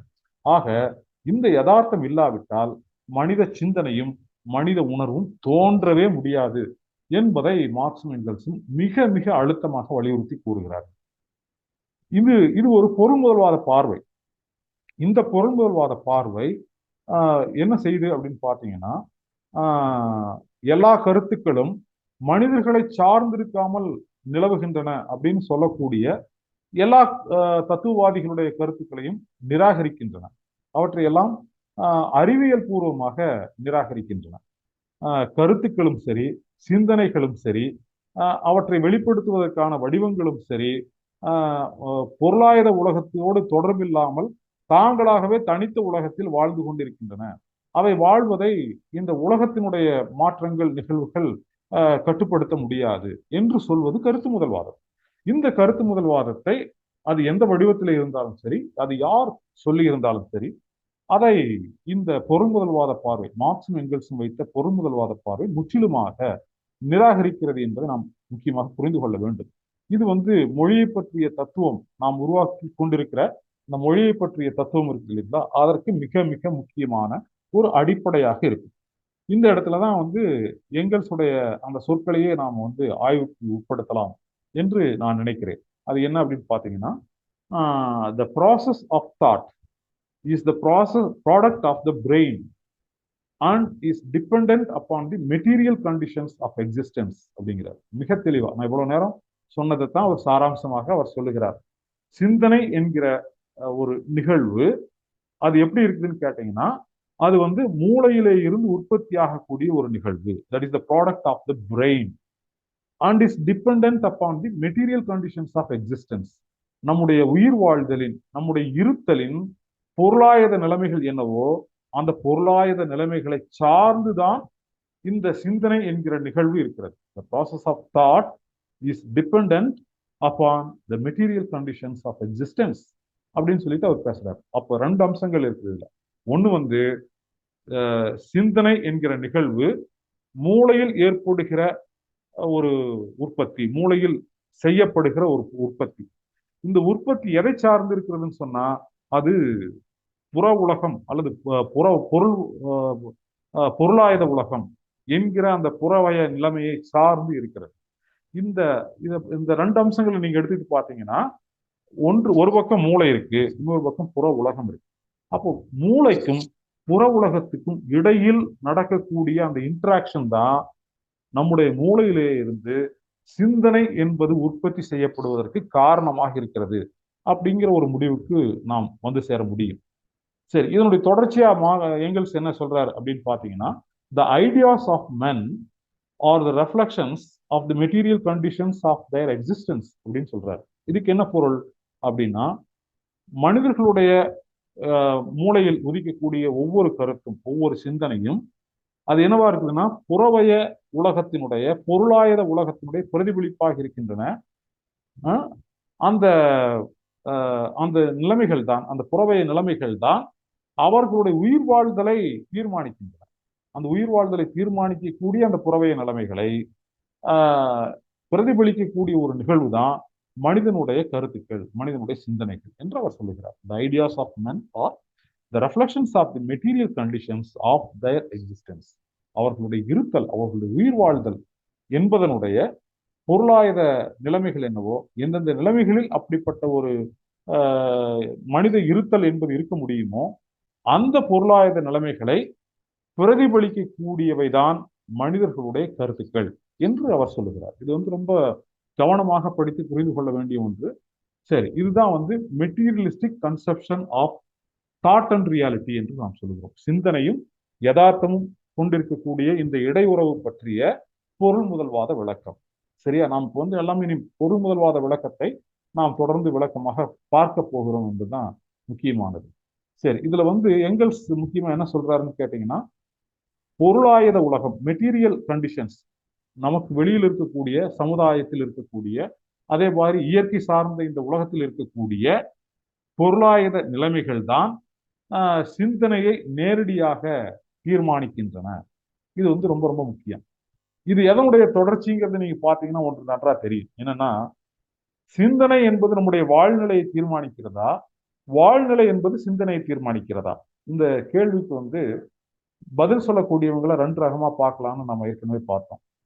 வாழ்நிலை தான் சிந்தனையை தீர்மானிக்கிறது, வாழ்நிலை முதலாவதாக வருகிறது, அதன் தொடர்ச்சியாக சிந்தனை என்பது ஏற்படுகிறது அப்படின்னு சொல்றவங்க எல்லாருமே பொருள் முதல்வாத கண்ணோட்டம் மிக்கவர்கள் அப்படிங்கிறத நாம பார்க்கிறோம். சரி, அப்போ சிந்தனை தான் வாழ்நிலை தீர்மானிக்கிறதுன்னு யாராவது சொன்னாங்கன்னா அவங்க எந்த வகையை சேர்ந்தவங்கன்னா, சிந்தனையை முதன்மையாக நிறுத்துகிறவர்கள், கருத்தை முதன்மையாக நிறுத்துகிறவர்கள், ஆகவே அவர்கள் கருத்து முதல்வாதிகள் அப்படின்னு நம்ம பார்க்கிறோம். சரி, இந்த முக்கியமான விஷயம் இந்த மொழியை பற்றி அவருடைய கருத்திலையும் வெளிப்படுகிறதுங்கிறத நம்ம பார்க்கிறோம். இந்த பொருள் முதல்வாத கருத்து என்ன செய்கிறதுன்னு கேட்டீங்கன்னா, சிந்தனையை பற்றி அல்லது மொழியை பற்றி முன்வைக்கப்படுகிற கருத்து முதல்வாத விளக்கங்களை நிராகரிக்கிறது. முக்கியமாக புற உலகத்தை சார்ந்திருக்காமல், வெளி உலகத்தை சார்ந்திருக்காமல் மொழி என்பது நிலவுகிறது, சிந்தனை என்பது நிலவுகிறது என்று சொல்லக்கூடிய கருத்துக்களை இந்த பொருள் முதல்வாத பார்வை நிராகரிக்கிறது. சரி, அப்போ அதுக்கு பதிலாக ஒன்றை நிராகரித்தா அதுக்கு மாற்றாக இன்னொன்றை வைக்கணும் இல்லையா? அப்படி மார்க்ஸும் எங்கல்ஸும் சொல்லக்கூடிய அந்த மாற்று என்ன அப்படின்னு பார்த்தீங்கன்னா, thought reflects the material conditions of human life. அதாவது சிந்தனை என்பது மனித வாழ்க்கையினுடைய பொருளாதார நிலைமைகளை பிரதிபலிக்கிறது. நம்ம ஏற்கனவே திரும்ப பார்த்ததே தான் இங்க திரும்ப நம்ம எக்ஸ்பிளைன் பண்றோம். Thought reflects the material conditions of human life and language is a means of expressing those thoughts. புற உலகத்தினுடைய பிரதிபலிப்பாக சிந்தனை இருக்கிறது. அந்த புற உலகம் என்பது மனித இருத்தலை தீர்மானிக்கிறது. ஆகவே மனித இருத்தலை தீர்மானிக்கிற புற உலகத்தை பிரதிபலிப்பதாக சிந்தனை இருக்கிறது. அந்த சிந்தனையை வெளிப்படுத்துவதற்கு உரிய ஒரு வழிமுறையாக மொழி என்பது இருக்கிறது. Language is a means of expressing those thoughts அப்படின்னு சொல்லிட்டு சொல்றார். இதுதான் materialistic conception of thought and reality. சிந்தனைக்கும் யதார்த்தத்துக்கும் நடுவில் இருக்கக்கூடிய பொருள் முதல்வாத உறவு எப்படிப்பட்டது என்பதை பற்றிய ஆய்வு. இந்த ஆய்வு அடிப்படையாக வச்சுதான் நம்ம மொழி என்பதை பற்றி நாம் ஒரு முடிவுக்கு வர முடியும். அது பொருள் முதல்வாத அடிப்படையில் நாம் சேரக்கூடிய ஒரு முடிவாக அது இருக்கும். சரி, இது முதலாவது. இரண்டாவது என்ன அப்படின்னு பார்த்தீங்கன்னா, அது மொழி என்பது ஒரு சமூக நடைமுறையினுடைய ஒரு வடிவம். ஒரு சமூக நடைமுறை என்பதனுடைய ஒரு வெளிப்பாடு அல்லது ஒரு சமூக நடைமுறையே மொழியாக இருக்கிறது. எப்படி வேணா நீங்க வச்சுக்கலாம். இது நான் ஏற்கனவே சொன்னதுதான். அதை இன்னைக்கு நம்முடைய நிகழ்வினுடைய தொடக்கத்தில் தோழர் ராபின் அவர்கள் அதை குறிப்பிட்டார். சமூக உறவு, சமூக நடைமுறை என்பது எப்படி மொழியை தோற்றுவிக்கிறதுங்கிறத பற்றி நாம் சென்ற முறை பார்த்திருக்கிறோம்ங்கிறத குறிப்பிட்டாரு. அதை நம்ம ரொம்ப அதிகமாக எக்ஸ்பிளைன் பண்றதுக்கான தேவை இருக்காதுன்னு நினைக்கிறேன். மொழி என்பது இந்த இடத்துல நாம் வேற ஒரு விஷயத்துக்காக வேண்டி இதை கொஞ்சம் ஆழமா பார்க்கணும். அது என்னன்னு கேட்டீங்கன்னா, மார்க்சியம் மொழியை வெறும் கருவியாக பார்க்கவில்லை. இந்த அடிக்கோடு போட்டு வச்சுக்கலாம். நம்ம மார்க்சியம் மொழி என்பதை வெறும் கருவியாக பார்க்கவில்லை. ரொம்ப ரொம்ப ரொம்ப ரொம்ப முக்கியமானது. அது தகவல் தொடர்புக்கான ஒரு சாதனம் தான் மொழி என்கிற கருத்து மார்க்சியத்துக்கு கிடையாது. தகவல் தொடர்புக்கான ஒரு சாதனமாக மொழி பயன்படுகிறதுங்கிறத அதை மறுக்கல. ஆனால் அதுதான் மொழி உருவானதற்கான காரணம், அதுதான் மொழியினுடைய அடிப்படை என்று மார்க்சியம் ஏற்றுக்கொள்ளாது. அது மொழியினுடைய பயன்பாடுகளில் ஒன்று அந்த தகவல் தொடர்புக்கான கருவியாக அது இருப்பது. ஆனால் அப்படி ஒரு பயன்பாட்டை தர வேண்டும் என்பதற்காகவே மொழி உருவானது என்ற கருத்து மார்க்சியத்துக்கு கிடையாது. அது மார்க்சியம் தொடர்ந்து சொல்லக்கூடியது என்னன்னு கேட்டீங்கன்னா, தகவல் தொடர்புக்கான ஒரு கருவியாக, ஒரு நடுநிலை வாய்ந்த ஒரு கருவியாக மொழி இருக்கிறது. அந்த மொழி இருக்கிறதுனால அதை நல்லவன் கெட்டவன், ஏழை பணக்காரன், முதலாளி தொழிலாளி, இப்படி எதிரும் புதிருமாக இருக்கக்கூடியவர்கள் எல்லாருக்கும் ஒரே பொதுவான நிலையாக அந்த மொழி இருக்கிறது அப்படின்னு சொல்லிட்டு அந்த மொழியை பற்றி பேசுகிற போது சமுதாய நடைமுறைகள் அனைத்திலும் இருந்து ஒதுக்கி வைத்து அதற்கு ஒரு முழு முதல் தன்மையை கொடுக்கக்கூடிய ஒரு பார்வை மார்க்ஸுக்கும் எங்கெல்ஸுக்கும் கிடையாது. ஏன் கிடையாது அப்படின்னு கேட்டீங்கன்னா, மொழி என்பது சமூக நடைமுறையின் மூலமாக தோன்றுகிறது. நாம் ஏற்கனவே பார்த்தோம் இல்லையா, materialistic conception of thought and reality.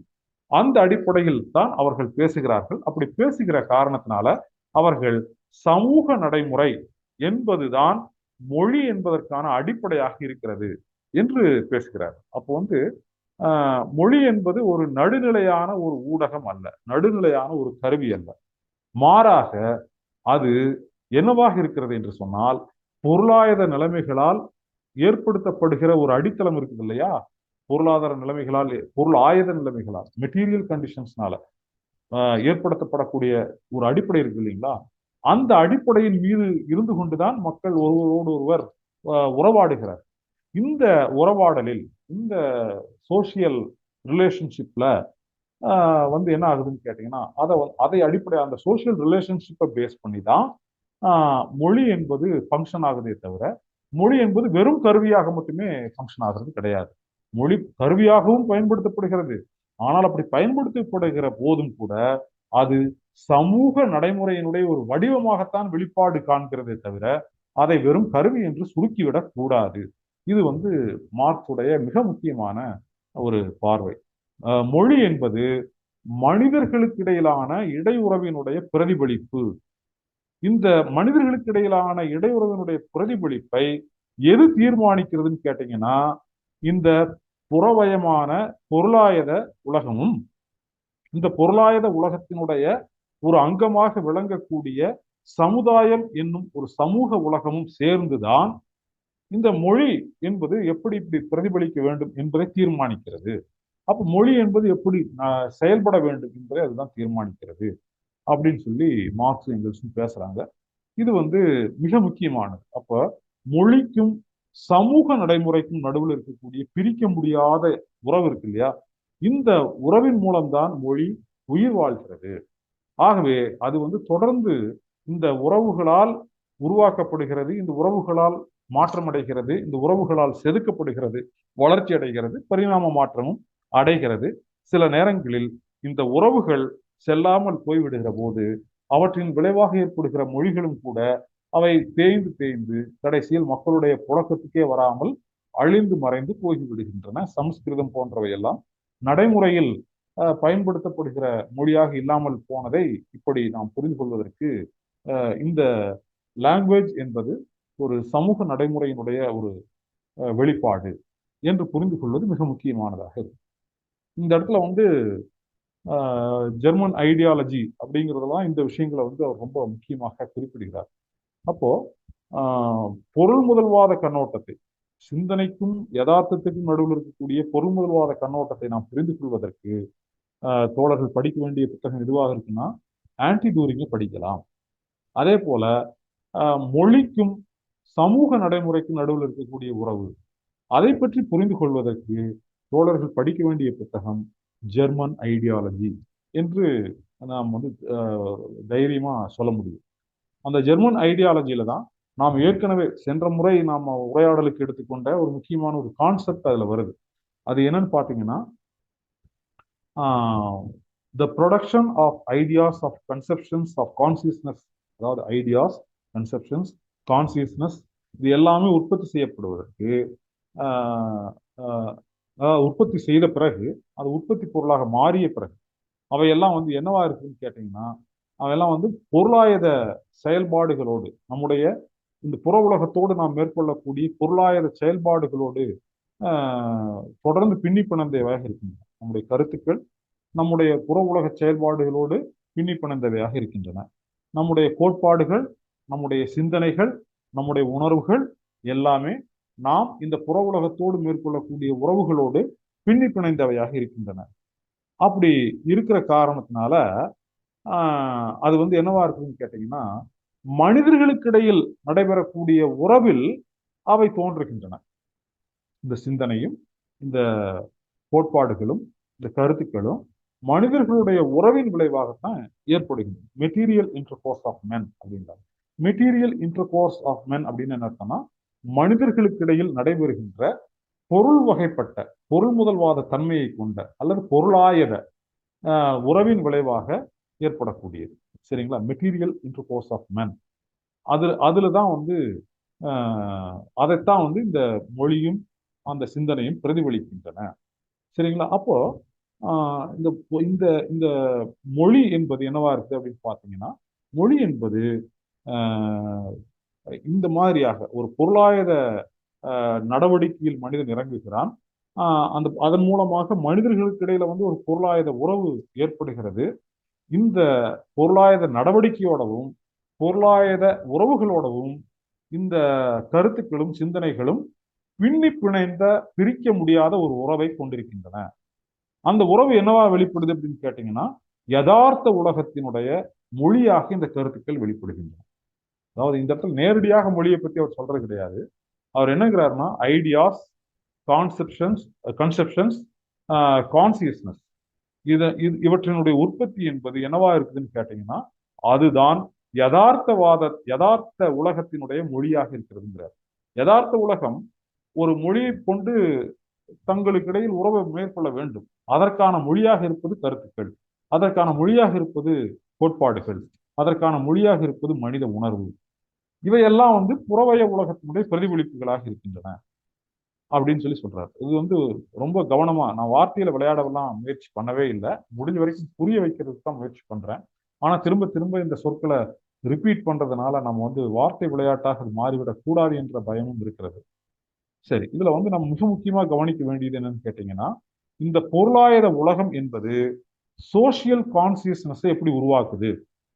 அந்த சோசியல் கான்சியஸ்னஸ்னுடைய பல்வேறு வடிவங்களாகத்தான் இந்த ஐடியாஸ், கன்செப்ஷன்ஸ், கான்சியஸ்னஸ் எல்லாம் உருவாகின்றன அப்படிங்கிறது ரொம்ப ரொம்ப முக்கியம். அப்போ ஜெர்மன் ஐடியாலஜிங்கிற புத்தகத்துல நாம் எதை படிச்சு தெரிஞ்சுக்கலாம்னா இந்த ரெண்டாவது அம்சத்தை, லாங்குவேஜ் ஆஸ் சோசியல் பிராக்டிஸ் என்பதை மிக விரிவாக ஆழமாக மார்க்சிய தத்துவத்தினுடைய அடிப்படையில நின்று புரிந்து கொள்வதற்கு அது உதவுகிறதுங்கிறத நான் இங்க சுட்டிக்காட்டுறதோடு நிறுத்திக்கலாம்னு நினைக்கிறேன். அடுத்தது மூன்றாவது அம்சம், அது என்னன்னா மார்க்சிய பொருள் முதல்வாத பார்வையை பயன்படுத்தி மொழியை ஆய்வு செய்கிற போது நாம் பார்க்க வேண்டிய மூன்றாவது அம்சம், மார்க்சும் எங்கெல்ஸும் பார்த்த மூன்றாவது அம்சம் என்னன்னு பார்த்தீங்கன்னா, மொழி என்பது சமூக யதார்த்தத்தின் பிரதிபலிப்பு.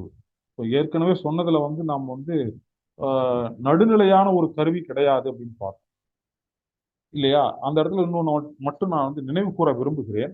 அது என்னன்னு கேட்டீங்கன்னா, பின்னால மார்க்சியம் தொடர்பான விவாதங்களில் மொழி ஒரு பிரச்சனையாக மாறுகிற போது, அதிலும் மொழியை பற்றிய அரசியல் ஒரு பிரச்சனையாக மாறுகிற போது, அது மிக பின்னால மார்க்ஸ்லாம் ரொம்ப பின்னால மாறுகிற போது, அந்த ஒரு சூழ்நிலையில இந்த மொழியை பற்றி பேசுகிற போது மார்க்சிய அறிஞர்களே மொழி என்பது ஒரு நடுநிலைமையான ஒரு கருவி, அது ஏழை பணக்காரர்களுக்கெல்லாம் பொதுவான ஒரு கருவி, யார் வேண்டுமானாலும் பயன்படுத்துவதற்கான கருவி. ஆகவே அதுல சமுதாய வர்க்கங்களுடைய அந்த அடையாளங்களை, அந்த சுவடுகளை நாம மொழியில பார்க்கவே முடியாது, மொழியில அதெல்லாம் கிடையாது அப்படின்னு சொல்லி அவங்க பேசுறாங்க பின்னால. ஆனால் அது மார்க்சும் எங்கெல்ஸும் பேசுகிற இந்த விஷயங்களுக்கு முற்றிலும் எதிராக இருப்பதை நாம் இந்த இடத்துல கவனிச்சு வச்சுக்கிட்டோம்னா, அந்த விவாதங்களை நாம் பார்க்கிற நேரத்துல அது பயன்படும் என்று நான் நினைக்கிறேன். அது ஒரு ஒரு நடுநிலைமையான கருவியாக ஒருபோதும் இருந்தது கிடையாது என்பதுதான் மார்க்சும் எங்கெல்ஸும் பின்னால, நான் இப்ப பேசுற ரெண்டாவது பாயிண்ட்ல அது வரல, ஆனா பின்னால நான் சுட்டி காட்டக்கூடிய ஒரு பாயிண்டாக அது இருக்கும். மார்க்சும் எங்கெல்ஸும் மொழியை ஒரு நடுநிலைமையான கருவியாக, நியூட்ரல் டூல் என்பதாக அவர்கள் பார்க்கவில்லை. அப்படிங்கிறது ரொம்ப ரொம்ப முக்கியம். அது இந்த இடத்துல மட்டும் நம்ம ரொம்ப எம்பசைஸ் பண்ணி அதை ரொம்ப கவனமா வச்சுக்கலாம் அப்படின்னு நான் நினைக்கிறேன். சரி, இந்த இடத்துல நான் மூணாவது விஷயத்துக்கு போனோம்னா, மூணாவது விஷயம் என்ன சொல்லுது அப்படின்னு பாத்தீங்கன்னா, மொழி என்பது சமுதாய யதார்த்தத்தினுடைய ஒரு பிரதிபலிப்பு என்று சொல்லுகிறது. இப்போ நாம் பொருள் முதல்வாத கண்ணோட்டத்தினுடைய அடுத்தடுத்த கட்டங்களுக்கு நாம் வரோம். அப்போ மார்க்ஸையும் எங்கெல்ஸையும் பொறுத்த வரைக்கும் மொழிங்கிறது என்ன அப்படின்னு பாத்தீங்கன்னா, மொழிங்கிறது நடுநிலைமையான கருவி, தகவல் தொடர்புக்கான வெறும் கருவி அப்படின்னு அவங்க சொல்லலை. ஆனா அவங்க வேற ஒரு விஷயத்த சொல்றாங்க. அது என்ன அப்படின்னா, அது புறவயமான பொருளாதார உலகத்தால் தீர்மானிக்கப்படக்கூடிய, அதே போல அந்த பொருளாதார உலகத்தை பிரதிபலிக்கக்கூடிய ஒரு கருவியாக மொழி இருக்கிறது. புரியுதுங்களா? Language is a tool that reflects and shapes the material world. புறவய பொருளாதார உலகத்தை பிரதிபலிக்கிறது. பொருளாதார உலகத்தை நாம் மாற்றி அமைப்பதற்கு ஏதோ ஒரு விதத்துல மொழி என்பதை நாம் ஒரு கருவியாக பயன்படுத்துகிறோம். உதாரணமாக ஒரு இயற்கை சார்ந்த ஒரு இடத்தை, ஒரு மரங்களை வெட்டுறது அல்லது ஒரு பெரிய கட்டடத்தை கட்டுறதுன்னு சொல்லி எல்லாம் வரும்போது நாம் என்ன செய்யறோம் அப்படின்னா, சக மனிதர்களுக்கு சில என்ன செய்ய வேண்டும் என்பதற்கான கட்டளைகளை அவர்களுக்கு கடத்துகிறோம். அப்படி கடத்துவதற்கு அவர்களுக்கு நாம் பயன்படுத்துகிற கருவி என்னவா இருக்குன்னு கேட்டீங்கன்னா மொழியாக இருக்கிறது. இப்போ மொழியை பயன்படுத்தி நாம் இந்த இயற்கை எப்படி இருக்கிறது என்பதை பற்றி ஒரு பிரதிபலிப்பு ஏற்படுத்துகிறோம். அதே நேரத்துல இந்த இயற்கையை எப்படி மாற்றி அமைக்க வேண்டும் என்பதற்கான வழிகாட்டுதலை நாம் சக மனிதர்களுக்கு கொடுப்பதற்கு அது ஒரு கருவியாகவும் பயன்படுத்தும். அப்ப மொழி என்பது பிரதிபலிக்கக்கூடிய ஒரு கருவியாகவும் இருக்குது. அதே நேரத்துல உலகத்தை மாற்றி அமைப்பதற்கு பயன்படக்கூடிய ஒரு கருவியாகவும் இருக்கிறது. அதை நேரடியாக பயன்படுத்தி உலகத்தை மாற்றிட முடியாது. அது மறைமுக கருவிகளில் ஒரு கருவியாக இருக்கிறது. சரி, அப்படி இருக்கும்போது மார்க்ஸ், எங்கெல்ஸ் ஆகியோருடைய பார்வையை பொறுத்தவரையிலும் சிந்தனைகள், கருத்துக்கள், மொழி இவை எல்லாமே எதனால் தீர்மானிக்கப்படுகின்றன அப்படின்னு பார்க்கும்போது நான் மறுபடியும் ஒரு முறை வலியுறுத்தி கூற விரும்புகிறேன். நாம் சமுதாய மனிதர்களை பற்றி பேசுகிறோம், நாம் சமுதாயத்தை பற்றி பேசுகிறோம் அப்படின்னு வரும்போது சமுதாயத்தினுடைய வளர்ச்சிக்கு அடிப்படையாக இருக்கக்கூடியது எது அப்படிங்கிறத மார்க்சும் எங்கெல்ஸும் மிக தெளிவாக பொருளாதார அடித்தளம் அல்லது பொருளாதார அடித்தளம் அப்படின்லாம் சொல்றாங்க. பொருளாதார அடித்தளம் என்பதை எது தீர்மானிக்கிறது அப்படின்னா, பொருளாதார அடித்தளத்தை தீர்மானிக்கக்கூடியது 4 விஷயங்கள். ஒன்று, மனிதன் உயிர் வாழ்வதற்காக பொருளை உற்பத்தி செய்தாக வேண்டும். அப்போ புரொடக்ஷன், மெட்டீரியல் புரொடக்ஷன், பொருள் உற்பத்தி என்பது ஒன்று. சரி, புரொடக்ஷன் பண்ணதுக்கு பிறகு அதை என்ன செய்யறது அப்படின்னு கேட்டீங்கன்னா, அதை வந்து அஹ், அதை வந்து எக்ஸ்சேஞ்ச் பண்ணணும். அதாவது யார் யாருக்கு எங்கெங்க தேவைப்படுதோ அந்த சந்தைகளுக்கு கொண்டு போய் விற்க வேண்டும், வாங்க வேண்டும். அது பரிவர்த்தனை நிகழ வேண்டும். அப்ப புரொடக்ஷனுக்கு பிறகு எக்ஸ்சேஞ்ச் என்பது வருகிறது. இது இரண்டாவது முக்கியமான விஷயம். சரி, எக்ஸ்சேஞ்ச் நடந்ததுக்கு பிறகு வாங்கிட்டு போயிட்டாங்க. அவங்கவுங்களுக்கு வேண்டியதை வாங்கிக்கிட்டு வேண்டாததை கொடுத்துட்டு சந்தையிலிருந்து எல்லாரும் பரிமாறிக்கொண்டு போகிறார்கள். பணம் வேண்டுபவர்கள் பணத்தை வாங்கிக் கொள்கிறார்கள். அவர்களிடம் இருக்கும் பொருளை வாங்கி கொண்டு பணத்தை கொடுப்பவர்கள் கொடுத்து விட்டு போகிறார். இப்படி எல்லாம் ஒரு சந்தையில நடக்குது. சரி, அதுக்கு பிறகு நடக்கக்கூடியது என்ன அப்படின்னா, யார் யாருடைய நுகர்வுக்கு யார் யாருக்கு என்னென்ன பொருள் அனுப்பப்பட வேண்டும் அல்லது கிடைக்க பெற செய்ய வேண்டும், அதற்கு அவர்களிடமிருந்து நேரடியாக நாம் என்ன என்ன பெற வேண்டும், உழைப்பை பெற வேண்டுமா, பணத்தை பெற வேண்டுமா, இது போன்றவை. இது எல்லாம் பாத்தீங்கன்னா அது என்னன்னு கேட்டீங்கன்னா அது டிஸ்ட்ரிபியூஷன் அல்லது பங்கீடு. இது மூன்றாவது வருகிறது. நான்காவதாக என்ன வருகிறது அப்படின்னு பாத்தீங்கன்னா, நான்காவதாக வரக்கூடியதுதான் நுகர்வு என்பது. நுகர்வு என்பது கடைசியாக வருகிறது. உற்பத்தி இருந்தால்தான் பரிவர்த்தனை செய்ய முடியும். பரிவர்த்தனைக்கு பிறகுதான் பங்கீடு செய்ய முடியும். பங்கீட்டிற்கு பிறகுதான் அது நுகர்வுக்கு எடுத்து செல்ல முடியும். சரி, நுகர்வு இல்லைன்னா என்ன ஆகும் அப்படின்னா, நுகர்வு இல்லை என்றால் உற்பத்திக்கான தேவையே இல்லாமல் போய்விடும். அப்போ உற்பத்தியை நுகர்வு தீர்மானிக்கிறது, நுகர்வை உற்பத்தி தீர்மானிக்கிறது. இந்த இரண்டும் ஒன்றை ஒன்று தீர்மானிக்கின்ற போது இந்த இரண்டுக்கும் நடுவில் இருக்கக்கூடிய உறவை தீர்மானிப்பதில் நுகர்வுக்கும் பங்கீட்டிற்கும் மிக முக்கியமான பங்கு இருக்கிறது. பங்கீடும் நுகர்வும் என்ன செய்கின்றன அப்படின்னா, உற்பத்தியையும் நுகர்வையும் என்ன மாதிரியாக அமைய வேண்டும் என்பதை தீர்மானிக்கின்றன. அப்போ இந்த 4 அம்சங்களும் சேர்ந்து இருக்கக்கூடிய ஒரு அமைப்பை தான் நாம் பொருளாதார அடித்தளம் என்று நாம் சொல்லுகிறோம். எளிமையா புரிஞ்சுக்கிறதுக்காக நான் இதோட நிறுத்துறேன். மார்க்ஸ் இன்னும் இதை நிறைய பெரிய அளவுல டெவலப் பண்ணுவாரு. அதை நீங்க சொந்தமா படிச்சுக்கலாம். அப்போ production, exchange, distribution and consumption, இந்த நான்கும் சேர்ந்த, நான்கும் ஒன்றோடொன்று தொடர்புடைய இந்த நிகழ்வில் மனிதர்கள் சம்மந்தப்பட்டிருக்கிறார். மனிதர்கள் இல்லைன்னா உற்பத்தி இல்லை, மனிதர்கள் இல்லைன்னா நுகர்வும் இல்லை. அப்ப மனிதர்களுக்கு இடையிலான உறவாகத்தான் சாராம்சத்தில் உற்பத்தி சம்பந்தப்பட்ட உறவுகள் இருக்கின்றன. அப்போ உற்பத்தியும் நுகர்வும் யாரை நம்பி இருக்கிறது? மனிதர்களை நம்பி இருக்கிறது. அப்போ மனிதர்கள் தான் உற்பத்தி செய்கிறார்கள், மனிதர்கள் தான் நுகர்வையும் செய்கிறார்கள், அவர்கள் தான் பங்கீடும் செய்கிறார்கள், பங்கீட்டிற்கு வருவதற்கு முன்பு பரிவர்த்தனையும் செய்கிறார்கள். அப்போ மனிதர்களை கொண்டு அமைந்தது தான் இந்த பொருளாதார அமைப்பு. அப்போ மனிதர்கள் அந்தந்த இடத்துல அவங்கவுங்க இருந்து செய்யற ஒரு சில வேலைகளின் மூலமாகத்தான் இது நடைபெற முடியும், இல்லைங்களா?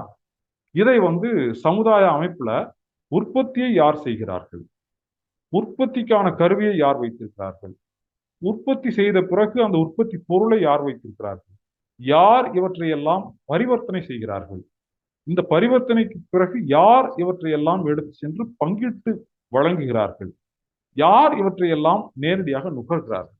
இதை கணக்கில் எடுத்து பார்க்கிற போது உற்பத்தி செய்கிறவர்கள் நேரடியாக நுகர்வில்லை, உற்பத்தியாளர்களே நுகர்வாளர்களாகவும் இருக்கிற அதே நேரத்தில் இவர்கள் உற்பத்தி செய்த பொருட்கள் நுகர்வாளர்களுக்கு, அதாவது உற்பத்தியாளர்களே நுகர்வாளர்களாக இருக்கிற பின்னணியில் அந்த நுகர்வாளர்களுக்கு அந்த உற்பத்தி பொருட்கள் கிடைக்காமல் தடுக்கப்படுகின்றன என்று சொன்னால் அந்த தடுக்கின்ற வேலையை வேறு யாராவது செய்தாக வேண்டும்.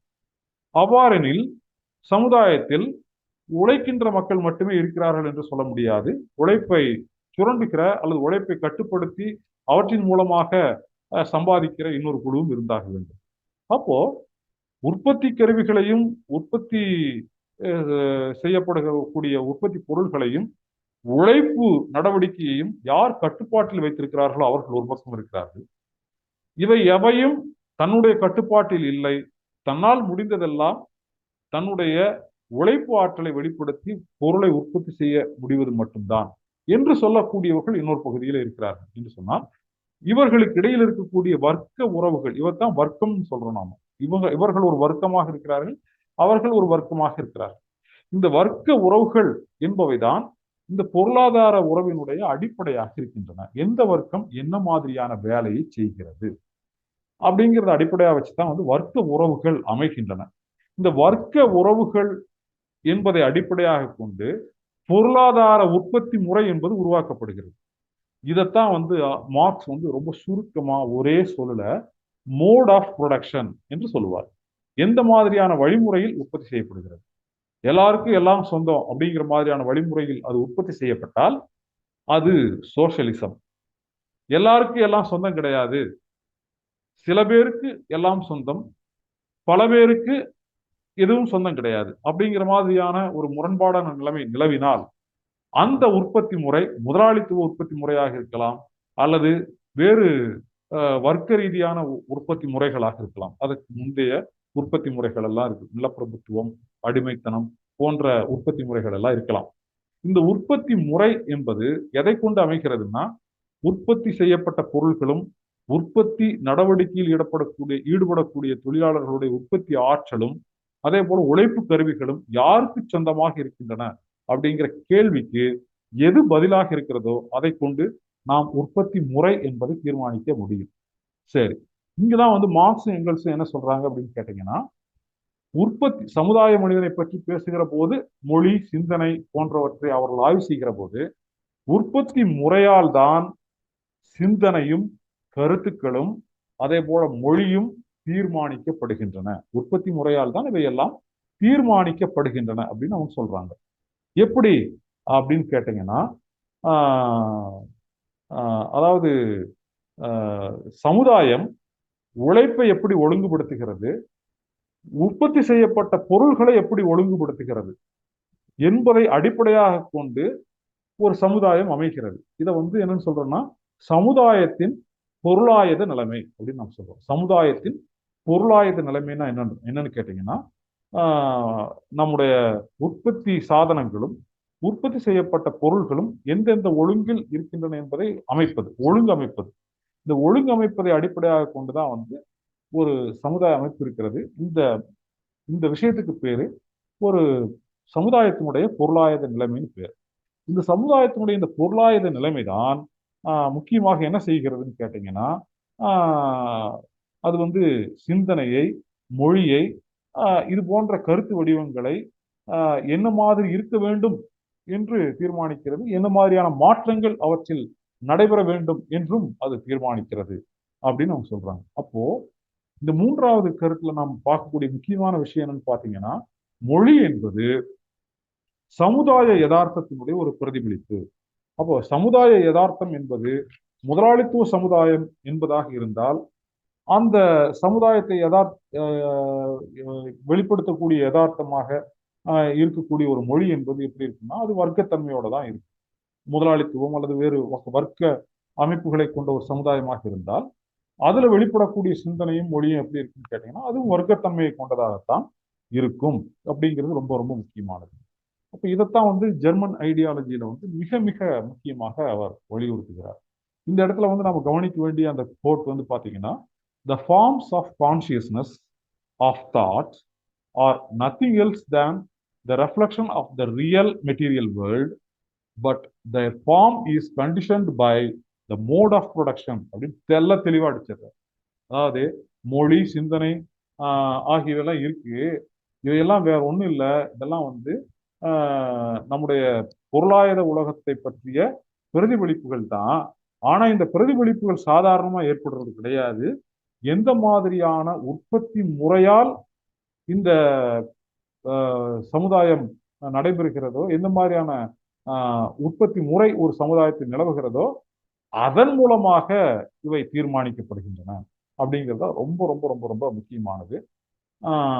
இதுல நம்ம புரிஞ்சுக்க வேண்டிய விஷயம்னு கேட்டீங்கன்னா, மார்க்ஸும் எங்கெல்ஸும் எந்த பக்கம் இருக்கிறாங்க அப்படின்னு கேட்டீங்கன்னா, மார்க்ஸும் எங்கெல்ஸும் மிக மிக தெளிவாக ஜெர்மன் ஐடியாலஜி என்கிற இந்த நூலில், அது மட்டுமல்ல எக்கனாமிக் பிலோசாபிக் மேனஸ்கிரிப்ட்ஸ் என்கிற நூலில், அதே போல ஹோலி ஃபேமிலி அப்படின்னு ஒரு புத்தகம், இன்னொரு புத்தகம் இருக்கு, அந்த புத்தகம், அதுலயும் இதுல எல்லாத்துலயும் மார்க்ஸும் எங்கெல்ஸும் தெளிவாக எந்த பக்கம் நிற்கிறாங்கன்னு கேட்டீங்கன்னா, மொழி என்பது ஒரு சமூக உணர்வின் வடிவம் என்கிற வகையில சமூக உறவின் வெளிப்பாடு என்கிற என்கிற விதத்துல உற்பத்தி முறையை சார்ந்து இருக்கின்றன என்கிற காரணத்தினால, உற்பத்தி முறைதான் சமுதாயத்தினுடைய அடிப்படையாக இருக்கிறது என்கிற காரணத்தினால, இந்த மொழி என்பதும் மொழியால் வெளிப்படுத்தப்படுகிற சிந்தனை என்பதும் என்னவா இருக்குது அப்படின்னு கேட்டீங்கன்னா, அவையெல்லாம் மேற்கட்டுமானத்தினுடைய அம்சமாக இருக்கின்றன என்கிற ஒரு கருத்தை மார்க்சும் எங்கெல்ஸும் தெளிவாக முன்வைக்கிறார்கள் அப்படிங்கிறத நம்ம பார்க்கிறோம். ஜெர்மன் ஐடியாலஜியில ரொம்ப தெளிவாகவே அது வந்துருது. The forms of consciousness of thought are nothing else than the reflection of the real material world, but their form is conditioned by the mode of production அப்படின்னு சொல்லி ரொம்ப தெளிவாகவே அவங்க சொல்லிடுறாங்க. ஆகவே மார்க்சும் எங்கெல்ஸும் இந்த மூன்றாவது அம்சத்தை பொறுத்த வரைக்கும், அதாவது language as a reflection of social reality என்கிற இந்த மூன்றாவது அம்சத்தை பொறுத்த வரைக்கும் மிக தெளிவாக அவர்கள் ஒரு நிலைப்பாட்டை எடுக்கிறார்கள். அது வந்து நடுநிலைமையான கருவி அல்ல என்பதை ஏற்கனவே நம்ம முக்கியமான இன்னொரு அம்சத்துல பார்த்தோம். அதனுடைய தொடர்ச்சியாகவும் இதை கருதலாம். அப்படி வந்து அவங்க வந்து மேற்கட்டுமானத்தினுடைய ஒரு வடிவமாகத்தான் மார்க்சும் எங்கெல்ஸும் மொழியை கருதுகிறார்கள்ங்கிற முடிவுக்கு நாம் வர முடிகிறது. அடுத்தது வந்து பாத்தீங்கன்னா நான்காவது அம்சம். நான்காவது அம்சத்தையும் ஐந்தாவது அம்சத்தையும் சொல்வதற்கு நான் அதிக நேரம் எடுத்துக்கொள்ள வேண்டியது இருக்காதுன்னு நினைக்கிறேன். நான்காவது அம்சம் என்னன்னு பாத்தீங்கன்னா, சிந்தனைக்கும் மொழிக்கும் யதார்த்தத்துக்கும் நடுவுல ஒரு இயக்கவியல் ரீதியான ஒரு உறவு இருக்கிறது. அந்த உறவு என்பது ஏற்கனவே வழங்கப்பட்ட உறவு அல்ல, ஆல்ரெடி கிவன் ரிலேஷன்ஷிப் கிடையாது. அது வந்து that is not supernatural, that is not transcendental, that is not beyond the social intercourse of men. சரிங்களா? அது முழுக்க முழுக்க மனிதர்களுடைய சமூக உறவில் தான் வெளிப்படுகிறது. சிந்தனையும் மொழியும் யதார்த்தமும் கொண்டிருக்கக்கூடிய அந்த உறவு, ஒன்றுக்கொன்று கொண்டிருக்கக்கூடிய அந்த உறவு இருக்குதே, அது ஒரு இயக்கவியல் ரீதியானது. மொழியும் சிந்தனையும் யதார்த்தமும் வந்து சொல்ல போனா, இயற்கை எப்படி தொடர்ந்து மாறிக்கொண்டே இருக்கிறதோ, சமுதாயம் எப்படி தொடர்ந்து மாறிக்கொண்டே இருக்கிறதோ, மனிதனுடைய உறவுகள் எப்படி மாறிக்கொண்டே இருக்கிறதோ, மனித மனம் எப்படி தொடர்ந்து மாறிக்கொண்டே இருக்கிறதோ, அதே போல இந்த சிந்தனையும் மொழியும் யதார்த்தமும் தொடர்ந்து மாறிக்கொண்டே இருக்கின்றன. இந்த மூன்றுக்கு நடுவுல வந்து தொடர்ந்து இயங்கி மாறிக்கொண்டே இருக்கக்கூடிய ஒரு உறவு இருக்கிறது. ஆகவே இதை வந்து ஒரு மாறாத ஒரு உறவாக, ஒரு மாறாத ஒரு நிலையாக, எந்த காலத்திலும் மாறாத ஒரு தன்மையை கொண்டதாக நாம் பார்க்க முடியாது. மாறாக பொருளாதார உலகம், புற உலகம் எந்த அளவுக்கு மாற்றங்களுக்கு உள்ளாகிறதோ அந்த அளவுக்கான மாற்றங்களை இவையும் அடைகின்றன அப்படின்னு சொல்லி மார்க்சும் எங்கெல்ஸும் தெளிவா பேசுறாங்க. இது வந்து மொழிக்கும் சிந்தனைக்கும் யதார்த்தத்துக்கும் நடுவில் இருக்கக்கூடிய உறவு என்பது இயக்கவியல் ரீதியான உறவு என்று அவர்கள் சொல்லுகிறார்கள். இதையும் நாம் வந்து ஜெர்மன் ஐடியாலஜியில ரொம்ப வலுவா பார்க்கிறோம். அதுல வந்து பாத்தீங்கன்னா உங்களுக்கு கொடுத்துருக்கிறதே இருக்கும் தெளிவா. In the social life men develop a new mode of thinking and a new language corresponding to the new forms of production and social relations அப்படின்னு சொல்றாரு. அப்படின்னு என்ன அர்த்தம்னா, மனிதர்கள் தாங்கள் உருவாக்கி கொள்ளக்கூடிய புதிய வகையான உற்பத்தி உறவுகளோடவும் புதிய வகையான சமூக உறவுகளோடவும் பொருத்தமான முறையில தாங்கள் சிந்திப்பதற்கான புதிய சிந்தனையையும் தாங்கள் சிந்திப்பதற்கான புதிய மொழியையும் அவற்றை மொழிப்படுத்துவதற்கான புதிய வடிவங்களையும் அவர்கள் உருவாக்கி கொள்வார்கள். அது அவர்களுடைய சமுதாய வாழ்க்கையில் அவர்கள் தொடர்ந்து மேற்கொள்கிற நடவடிக்கைகளால் விளைகிறது அப்படின்னு சொல்லிட்டு அவங்க தெளிவா சொல்றாங்க. இன் their social life men develop a new mode of thinking and a new language corresponding to the new forms of production and social relations அப்படின்னு அவங்க சொல்றாங்க. இதுல வந்து மிக முக்கியமான விஷயம் என்னன்னு கேட்டீங்கன்னா, பொருளாதார நிலைமைகள் இந்த புற உலகத்தினுடைய வளர்ச்சி முன்னேற்றம் என்பதோடு தொடர்புடையதாக சிந்தனை மொழி ஆகியவை இருக்கின்றன. பொருளாதார உலகம் எப்படி தொடர்ந்து மாற்றங்களுக்கும் வளர்ச்சிக்கும் உள்ளாகிறதோ அதே போல சிந்தனையும் மொழியும் தொடர்ந்து மாற்றங்களுக்கும் வளர்ச்சிக்கும் உள்ளாகிறது அப்படிங்கிற விஷயத்துக்கு மார்க்சும் எங்கெல்ஸும் மிக அதிகமான அழுத்தத்தை கொடுக்கிறார்கள் அப்படிங்கிறத நம்ம பார்க்கலாம். கடைசியா நாம வந்து இந்த பொருள் முதல்வாத பார்வையில மொழியை பார்ப்பதற்கான மார்க்சும் எங்கெல்ஸும் வைத்திருக்கக்கூடிய அடிப்படையாக கடைசியா நம்ம பார்க்க போறது என்னன்னு பார்த்தீங்கன்னா, ஆஹ் சிந்தனை என்பதும் மொழி என்பதும் ஒரு சமூக நிகழ்வு. அது தனித்த நபருடைய நிகழ்வு அல்ல. ஒரு தனி மனிதன் மொழியை பயன்படுத்த முடியாது. அதே போல ஒரு தனி மனிதன் ஒரு மொழியை கண்டுபிடிச்சு இந்த உலகத்துக்கு நீங்க வச்சுக்கீங்கன்னு சொல்லி கொடுக்க முடியாது, வழங்க முடியாது. அது ரொம்ப ரொம்ப முக்கியமானது. மொழி என்பதும் சரி, சிந்தனை என்பதும் சரி, அது வந்து ஒரு சமூக நிகழ்வு. இதுல வந்து பாத்தீங்கன்னா உங்களுக்கு ஆச்சரியமா இருக்கும். மொழியை வேணா நாங்க வந்து ரெண்டு பேருக்கு நடுவில் நடக்கக்கூடிய கம்யூனிகேஷன்ங்கிற முறையில நாங்க வந்து அதை சமூக நிகழ்வுன்னு எடுத்துக்குவோம். சிந்தனைங்கிறது தனித்தனி மனுஷனும் சிந்திக்கிறது தானே, தனி மனிதனால சிந்திக்க முடியும் தானே, அதை அவனால வெளிப்படுத்த முடியும் தானே. அப்ப சிந்தனைங்கிறது வந்து ஒரு சமூக நிகழ்வாக எப்படி இருக்க முடியும்? அது தனி மனித நிகழ்வாகத்தான் இருக்க முடியும் அப்படின்னு சொல்லி யாராவது கேள்வி கேட்கலாம். கேள்வி கேட்கறதுக்கான ஒரு நியாயம் இருக்கு. ஆனா அது ஒரு தலைப்பட்சமான கேள்வி. சிந்தனை என்பதும் சமூக உறவுகளில் மனிதர்கள் ஒருவரோடு கொள்ளக்கூடிய இடையுறவின் மூலமாகத்தான் வந்து சிந்தனை என்பதே தோன்றுகிறது அப்படிங்கிறது தான் வந்து பொருள்முதல்வாத தத்துவம். புற உலகம், புற உலகத்தினுடைய தோற்றமும் வளர்ச்சியும் மாற்றமும் சேர்ந்துதான், பருப்பொருள் வகையான இந்த மாற்றங்கள்லாம் சேர்ந்துதான் அதை அதை பிரதிபலிக்கக்கூடிய மனிதன் கிட்ட வந்து சிந்தனையாக உருவாகின்றன, மொழியாக வடிவம் எடுக்கின்றன. அப்படிங்கிற போது சிந்தனையும் மொழியும் கூட சமூக நிகழ்வினுடைய ஒரு வெளிப்பாடாகத்தான் இருக்குது அப்படிங்கிறது தான் வந்து மார்க்ஸும் எங்கெல்ஸும் தொடர்ந்து சொல்லக்கூடியது. அவங்க என்ன சொல்றாங்கன்னா, மொழியும் சரி, சிந்தனையும் சரி, சமூகத்தினுடைய விளைபொருள்கள், சமூகத்தினுடைய உற்பத்தி பொருட்கள் அப்படின்னு சொல்றாங்க. மொழியும் சரி, சிந்தனையும் சரி, சமுதாய உற்பத்தி பொருட்கள் அல்லது சமுதாய விளைபயன்கள் அப்படின்னு அவங்க சொல்றாங்க. இது ரொம்ப ரொம்ப முக்கியம். இதை வந்து அவங்க எப்படி சொல்லுவாங்க அப்படி பார்த்தீங்கன்னா, ஜெர்மன் ஐடியாலஜியில வந்து பார்த்தீங்கன்னா ஒரு முக்கியமான ஒரு கருத்தை அவங்க சொல்றாங்க.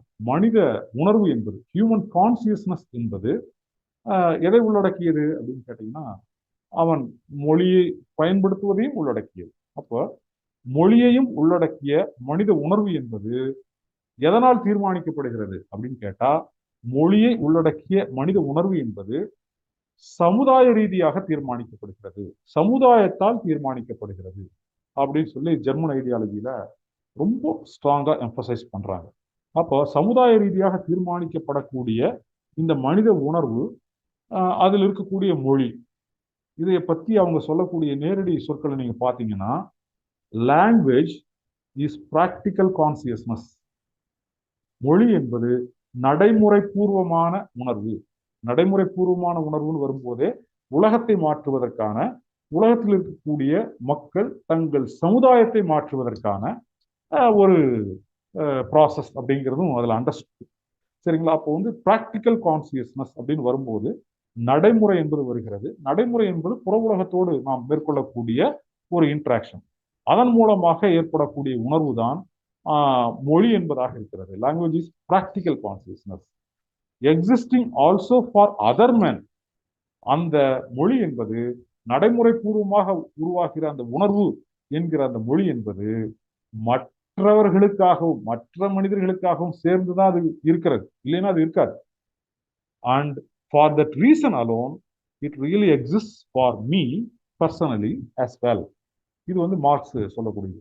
மற்றவர்களுக்காக என்று அந்த மொழியை உருவாக்கிவிட்ட காரணத்தால் தான், அல்லது மற்றவர்களுக்காக நான் பேசி ஒரு கருத்தை வெளிப்படுத்தி விட்ட காரணத்தால் தான் அந்த கருத்து எனக்குமானதாக ஆகிறது அப்படின்னு சொல்லி அவங்க சொல்றாங்க. இது வந்து தத்துவார்த்தமா அவங்க சொன்னாலும் கூட இதுக்கு பின்னால் இருக்கக்கூடிய மிக முக்கியமான செய்தி என்ன அப்படின்னு பாத்தீங்கன்னா, மொழியும் சரி, சிந்தனையும் சரி, ஒரு சமுதாய நிகழ்வு போக்கினுடைய வெளிப்பாடு அல்லது சமுதாய நிகழ்வு போக்கு அப்படின்னு நாம் புரிஞ்சுக்கணும் அப்படிங்கிறது தான். இதை வந்து தனி மனிதர்களுக்குரியதாக நாம் புரிந்து கொள்ளக்கூடாது. சிந்தனை என்பது தனித்து நாம் செய்ய முடியும். ஆனால் தனித்து நாம் செய்வது என்பது ஏற்கனவே இந்த உலகத்தோடு நாம் மேற்கொண்டிருக்கக்கூடிய உறவுகளுடைய தொடர்ச்சியாகத்தான் இருக்கு. அந்த உறவினுடைய தொடர்ச்சியில நாம் விலகி இருக்கிறோமா அல்லது ஒட்டி இருக்கிறோமா, அவருக்கு மத்தியில் இருக்கிறோமா அப்படிங்கிறதெல்லாம் வந்து அந்த ஸ்பேஷியல் ரிலேஷன்ஸ். ஸ்பேஷியல் ரிலேஷன்ஸை தாண்டி நீங்க வந்து எடுத்துக்கொண்டு சிந்திக்கக்கூடிய எல்லாமே, அதற்காக பயன்படுத்தக்கூடிய மொழி, அதற்காக பயன்படுத்தக்கூடிய சிந்தனை முறை எல்லாமே சமுதாயத்திடமிருந்து பெற்றுக்கொண்டதாகத்தான் இருக்கும். நீங்கள் ஒரு சிந்தனையை நீங்கள் வெளிப்படுத்தினால் அது சமுதாயத்துக்கு தான் அல்டிமேட்டா போய் சேருவதாகவும் இருக்கும். அப்படி இருக்கிற காரணத்தினால் அது வந்து ஒரு சோசியல் ப்ராசஸாகத்தான் இருக்கும் அப்படிங்கிறது இந்த கருத்து. இந்த ஐந்தும் ரொம்ப ரொம்ப முக்கியமானது. இதைத்தான் நாம் இன்னைக்கு இவ்வளவு நேரம் பார்த்திருக்கிறோம்.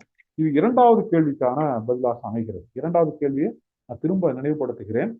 மார்க்சும் எங்கெல்ஸும் வெளிப்படுத்திய எழுதிய சிந்தனைகள் மொழி, சிந்தனை, யதார்த்த உலகம் ஆகிய மூன்றுக்கும் இடையிலான உறவு என்கிற பிரச்சனையை எப்படி பார்க்கிறது? இதுதான் கேள்வி. இந்த கேள்விக்கான விடையாக நமக்கு மார்க்ஸ், எங்கெல்ஸ் ஆகியோருடைய படைப்புகளிலே இருந்து நிறைய தரவுகள் கிடைக்கின்றன. அதை நாம் படிக்க முடியும், ஆய்வுக்கு எடுத்துக்கொள்ள முடியும் என்று தெரிகிறது. இதை வைத்துக்கொண்டு அடுத்த கேள்வியை நோக்கி நாம் நம்முடைய தொடர்ந்த உரையாடலில் முன்னேறி செல்லலாம் என்று நம்புகிறேன்.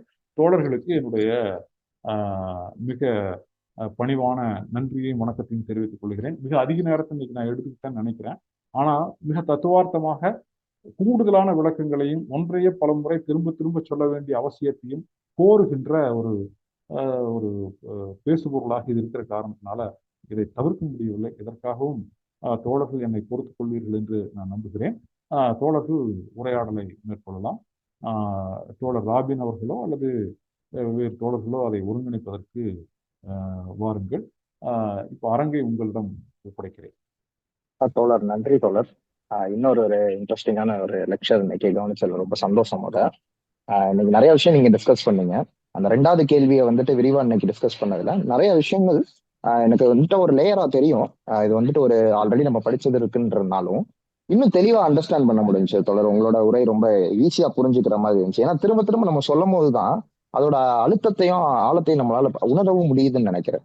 இப்போ நீங்க எடுத்தோடனே material conception of thought and reality ஆரம்பிக்கிறீங்க. இப்போ அதுல இதை நம்ம மெட்டீரியலைஸ் பண்ண வேண்டிய அவசியம் இருக்கு. ஒரு மொழி எங்கேயோ இறைவன் கொடுத்தது ஒரு ஒரு விஷயம், அது நம்மளை தாண்டினது, நம்ம அதை எப்படி கைக்குள்ள அடக்க முடியுமா அப்படிங்கிற மாதிரி ஒரு கேள்வி எல்லாருக்குமே இருக்கும். பொதுவா நீங்க இந்த லிட்ரேச்சர் ஃபீல்ட்ல இருக்கவங்க எல்லாம் நாம எங்களுக்குள்ள பேசும்போது எப்படி இதை புரிஞ்சுக்கிறது அந்த ஆங்கரிங் ஃபேக்டரே இருக்காது. அப்போ இதை எப்படி மெட்டீரியலைஸ் பண்ணணும், அதுக்கான அவசியம் என்னங்கிறத ஒரு தெளிவா அந்த ஆன்டி டிகரிங் புக்கு இன்னும் முக்கியமா படிக்க வேண்டிய அவசியம் ஏற்படுது. அப்புறம் அது சோசியல் ப்ராக்டிஸா இருக்குதுங்கிற பத்தி நம்ம நிறைய பேசியிருக்கோம். அதுவும் இந்த இன்ட்ரெஸ்டிங்காவே இருந்துச்சு. இன்னொரு ரொம்ப ஒரு டேக்அவேவா நான் எடுத்துக்கிட்டது என்னன்னா, இந்த ஒரு லைன் இருக்கு, the forms of consciousness of thought are nothing else than the reflection of the real material well but their form is condition by the mode of production. அவர் ஒரு லைன்ல ஈஸியா சமப் பண்றாங்க. இதுதான் நமக்கு ரொம்ப அவசியம் இப்ப தேவைப்படுது. ஒரு விஷயத்த எப்படி சொல்லணும்னு நம்ம யோசிச்சுட்டே இருப்போம். இப்படி கேட்கறாங்கன்னா எப்படி இதை நம்ம மேற்கொள்றது. அப்ப இந்த ஒரு விஷயங்கள் நம்ம எளிமையா சொல்ல முடியும். மோட் ஆஃப் ப்ரொடக்ஷன் தான் அடிவாரம், எல்லாத்துக்குமே அஸ்திவாரமா இருக்குன்றப்போ அதுல இருந்து மொழி பிறக்கும் போது நம்ம மெட்டீரியலைஸ் பண்றது ஈஸியா இருக்கு. ஒரு மொழியை புரிஞ்சுக்கிறது, அதை மெட்டீரியலா புரிஞ்சுக்கிறதோ சரி, எப்படி நடக்குது அப்படிங்கறதெல்லாம் இது மூலமா ரொம்ப ஈஸியா புரிஞ்சுக்கும். அதுக்கப்புறம் டயலக்டிக்கல் ரிலேஷன்ஷிப் எல்லாருமே ரொம்ப ஒரு இடத்துல தவற விடுறது என்னன்னா, தாட்டு, லாங்குவேஜ், ரியாலிட்டி இந்த மூணுமே தனித்தனியா படிப்பாங்க. எப்படி சொல்றது, இப்போ மொழினா அந்த மொழியை தனியா படிப்பாங்க, சமூகத்தோட சேர்ந்து படிக்காம மொழியை மட்டும் தனியா எடுத்துக்கிட்டு அதை ஒரு டிசிப்ளினாவே படிக்கிறது இருக்கு. அது அப்படி படிக்க முடியாதுன்றத மார்க்ஸும் எங்கெல்ஸும் திரும்ப திரும்ப இன்சிஸ்ட் பண்றாங்க. அது சமூகத்தோட தொடர்புடையது, அங்க இருக்க ரியாலிட்டியை ரெஃப்ளெக்ட் பண்ணக்கூடியது, அது அங்க இருக்க தாட்டை ரெஃப்ளெக்ட் பண்ணக்கூடியது. அப்ப நம்ம எல்லாத்தையுமே நீங்க ஒரு உறவோட தான் படிக்க வேண்டிய அவசியம் இருக்கு. நம்ம அதை ஒரு தனி டிசிப்ளின், இது மட்டும்தான் கரெக்ட், மித்ததை நம்ம தவிர்த்துட்டு இதை மட்டும் பாத்துரலான்ற அந்த பார்வை அதிக பேர்கிட்ட இருக்கு. நான் பேசுறவங்ககிட்ட. சோ அப்ப எது நம்ம தொட்டாலுமே சரி படிப்புல அது இன்னொரு விஷயத்தோட தொடர்பு படுத்தி தான் படிக்க வேண்டிய அவசியம். அந்த டயலக்டிக்கலா அதை பார்க்க வேண்டிய அவசியம் இதுல ரொம்ப இன்ட்ரெஸ்டிங்கா நம்ம சொல்றது பார்க்க முடியுது. அப்புறம் thought and languages social process, இதுவும் அந்த நம்ம நிறைய எப்படி ஒருத்தவங்க கூட உரையாடுறதோ சரி, இன்னொருத்தவங்க கூட பேசும்போதோ அவங்க கான்சியஸ்னஸ் பகிரும் போதோ அந்த மொழியா மாறுகிறது. அந்த விஷயத்த புரிஞ்சுக்கிறது ரொம்ப ஈஸியாவே அந்த விஷயத்த சம்மப் பண்ணியிருக்காங்க. ஸோ இன்னைக்கும் ரொம்ப இன்ட்ரெஸ்டிங்கான ஒரு லெக்சர் தோழர். டவுட்லாம் இல்லை, ரொம்ப கிளியரா புரிஞ்சது. வேற யாருக்காவது சந்தேகங்கள் இருந்தா கூட கேட்கறது தோழர், நம்ம தொடர்ந்து அதை பேசுவோம். சரிங்க தோழர், ரொம்ப அருமையா சம்மப் பண்ணீங்க, ரொம்ப அருமையா இருந்தது. நன்றி தோழர். தோழர்கள், நண்பர்கள் ஏதாவது கேள்வி இருந்துச்சுன்னா கேட்கலாம், இல்லைன்னா அன்னைக்கு மாதிரி நீங்க டைப் பண்ணாலும் பிரச்சனை இல்லை, நம்ம பாத்துருவாங்க தோழர், பார்த்துட்டு பதில் சொல்லுவாங்க. எனக்கு என்னமா கேள்வி கேட்க மாட்டாங்கன்னு நினைக்கிறேன் தோழர், ஏன்னா ரொம்ப எளிமையா தான் இருந்துச்சு. ரொம்ப ஈஸியாவே புரிஞ்சுக்கிறேன். டைரக்டா தான் நம்ம போக போக இன்னும் ஈஸியா தான் இருக்கும்னு நினைக்கிறேன். ஏன்னா ஓரளவுக்கு நம்ம பேசிக்கா புரிஞ்சுக்கிட்டோம்னால இதான் நம்ம எங்க கொண்டு போய் தொடர்பு படுத்துறோன்றது நம்ம அருமையாவே புரிஞ்சிடும். அப்ப அநேகமா இருக்காது, இருந்தாலும் நம்ம கேட்டுக்கிறது நல்லதுதான் தோழர். யாராவது ஆமா கேட்டாங்கன்னா நம்ம அதுக்கு பதில் சொல்லலாம் தோழர். ஆமா ஆமாம் சார். அதே போல அடுத்த வாரத்துக்கு நான் வந்து இன்னும் புதுசா சில நோட்ஸ்லாம் உங்களுக்கு தயார் பண்ணிட்டு இருக்கேன். அதை உங்களுக்கு பின்னால் கொடுக்குறேன். சரி தோழர். ஆமா, எக்ஸ்டென்சிவா எங்கெல்ஸுடைய எழுத்துக்கள்ல இருந்து மார்க்ஸுடைய மரணத்துக்கு பிறகு ஒரு 12 ஆண்டு காலம் எங்கெல்ஸ் உயிரோட இருந்தார். 1883ல மார்க்ஸ் இறந்து போறாரு. 1895 தான் எங்கெல்ஸ் இறக்குறாரு. அந்த 12 வருஷத்துல மார்க்ஸுக்கு பிறகு, மார்க்ஸுடைய மரணத்துக்கு பிறகு, மார்க்ஸ் என்கிற மாமனிதர் கூட இல்லாத ஒரு சூழ்நிலையில எங்கெல்ஸ் வந்து ஒரு ஒரு பக்கம் கை ஒடிஞ்ச மாதிரி ஃபீல் பண்ணா கூட, ஒரு அடிப்படையான கருத்துக்களை இறுதியாக முடிவா எழுதுறதுக்கு வந்து சில இடங்களை தயக்கம் காட்டினாலும் கூட தவிர்க்க முடியாம சில புதிய இடங்களை வந்து தொட்டு பேசுவாரு. அதுல ஒரு முக்கியமான விஷயம் வந்து மொழி. மொழியை பற்றி அந்த கடைசி 12 வருஷத்துல மிக அதிகமா பேசுவாரு. மார்க்ஸோட உயிரோடு இருக்கிற காலத்திலையும் எங்கெல்ஸ் நிறைய பேசுவாரு. அதை எங்கெல்ஸுடைய அந்த மொழியை பற்றிய கண்ணோட்டங்களை மட்டுமே நம்ம வந்து மிக விரிவா பார்க்க வேண்டியிருக்குது. அது இந்த 3வது கேள்விக்கு பிறகு போலாம். அதுலதான் வந்து நீங்க நிறைய இன்னைக்கு சமகாலத்துல நீங்க பார்க்கக்கூடிய அந்த எவல்யூஷனிஸ்ட்ஸ் எல்லாம் இருக்காங்க இல்லைங்களா, மொழியை பத்தி பேசுறதுல எவல்யூஷனிசம் பேசுவாங்க. அப்புறம் வந்து இன்டென்ஷனலிசம்னு பேசுவாங்க. அதாவது எல்லாவற்றுக்கும் ஒரு உள்நோக்கம் இருக்குங்கிற மாதிரி பேசுற கோட்பாடுகள் எல்லாம் இருக்குது. இந்த மாதிரியான கோட்பாடுகளை எல்லாம் அவருடைய காலத்திலையும் அவர் சந்திச்சிருக்கிறாருங்கிறது ரொம்ப முக்கியமான இன்ட்ரெஸ்டிங்கான மேட்ரு. அதுல வந்து அவருடைய காலத்துல ஆந்த்ரபாலஜி, முக்கியமா வந்து லூயி மார்கனுடைய ஆந்த்ரபாலஜி இருக்கு பாருங்க, ஆன்சியன் சொசைட்டி, அதை பேஸ் பண்ணி சமுதாயத்தை ஆய்வு செய்யறதுக்காக எங்கெல்ஸ் வந்து முன் வச்ச நிறைய ஆய்வு முடிவுகள்லாம் வந்து ரொம்ப பிரமாதமா இருக்கும். அதுலயும் முக்கியமா வந்து குடும்பம், தனிச்சொத்து, அரசு ஆகியவற்றின் தோற்றம் அப்படிங்கிறதுல அந்த பல்வேறு நாடுகள் இருக்கக்கூடிய ட்ரைபல் சொசைட்டிஸ் எப்படி வந்து அவங்களுக்குள்ள வந்து பல்வேறு வட்டார மொழிகள் பேசினாலும் அந்த வட்டார மொழிகள் எல்லாம் வந்து ஒன்று இணைஞ்சோ அல்லது ஒன்றை இன்னொன்று உள்வாங்கி கொண்டோ அல்லது ஒன்றை இன்னொன்று அழிச்சொடிச்சோ எப்படி வந்து புதிய மொழிகள் வந்து அனைத்து மக்களாலும் ஏற்றுக்கொள்ளப்படக்கூடிய பெருமொழிகளாக மாறுகின்றன. இந்த பெருமொழிகளாக மாறுவதில் மனிதனுடைய செயல்பாடு, அவனுடைய இன செயல்பாடு, அவனுடைய உள்ளுணர்வு சார்ந்த செயல்பாடு, அவனுடைய உறவு செயல்பாடு, இதெல்லாம் எப்படி பங்காற்றுகின்றன அப்படிங்கிறத பத்தி எல்லாம் வந்து எங்கெல்ஸ் நிறைய ரொம்ப இன்ட்ரெஸ்டிங்கா பேசுவாரு. அதெல்லாம் நிறைய அந்த காலத்துல இருந்த நிறைய விவாதங்களுக்கு பதில் சொல்ற மாதிரி இருந்தது. அதே போல மார்க்ஸுக்கு பிறகு வந்திருக்கக்கூடிய புதிய வகையான வளர்ச்சி போக்குகளை கணக்கில் எடுத்துக்கொண்டு தத்துவத்தை மேலும் வளர்த்து செல்லக்கூடிய ஒரு அணுகுமுறை கொண்டதாகவும் அது இருந்தது அப்படிங்கிறத பார்க்குறோம். ஆகவே எங்கெல்ஸை பத்தி நம்ம பார்க்கறது கொஞ்சம் முக்கியம். அதுக்கு முன்னால நம்ம இந்த 3வது கேள்விக்கான விஷயத்தையும் நம்ம முடிக்கணும். ஏன்னா இந்த 3 சேர்ந்துதான் அந்த தத்துவ அடிப்படையை நிறுவுகிற விஷயங்களா இருக்கு. அதனால அதை முடிச்சுட்டு நாம அதுக்கெல்லாம் போகலாம்.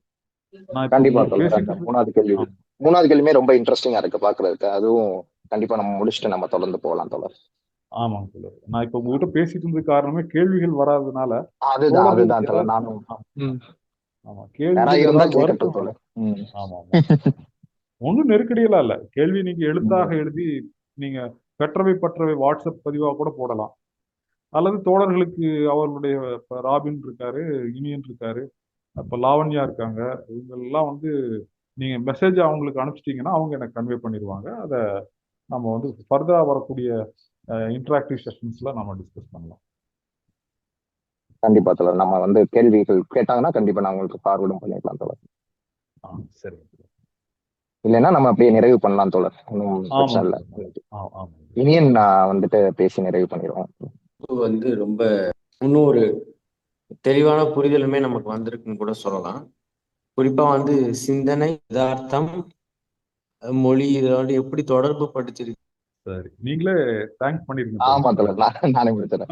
ரொம்ப நன்றி தோழர். நான் ஆல்ரெடி டிஸ்கஸ் பண்ணது அந்த ரொம்ப அருமையாவே நீங்க அந்த 5 விஷயத்தையும் அந்த ஒரு கேள்விக்காக நம்ம வந்துட்டு எடுத்துக்கிட்ட விஷயங்கள் எல்லாமே ரொம்ப முக்கியமானது. திரும்ப நம்ம இந்த நோட்ஸை போய் பார்க்கும் போது கூட இன்னும் டீப் ரீடிங் பண்றதுக்கான ஒரு ஆர்வத்தை கொடுக்கக்கூடியதா தான் தோழர் இருக்கு. நான் இன்னமும் அதேதான், அந்த 2 புக்கு இன்னும் எனக்கு ஒரு ரொம்ப ஆர்வமா இருக்கு நான் படிக்கிறதுக்கு.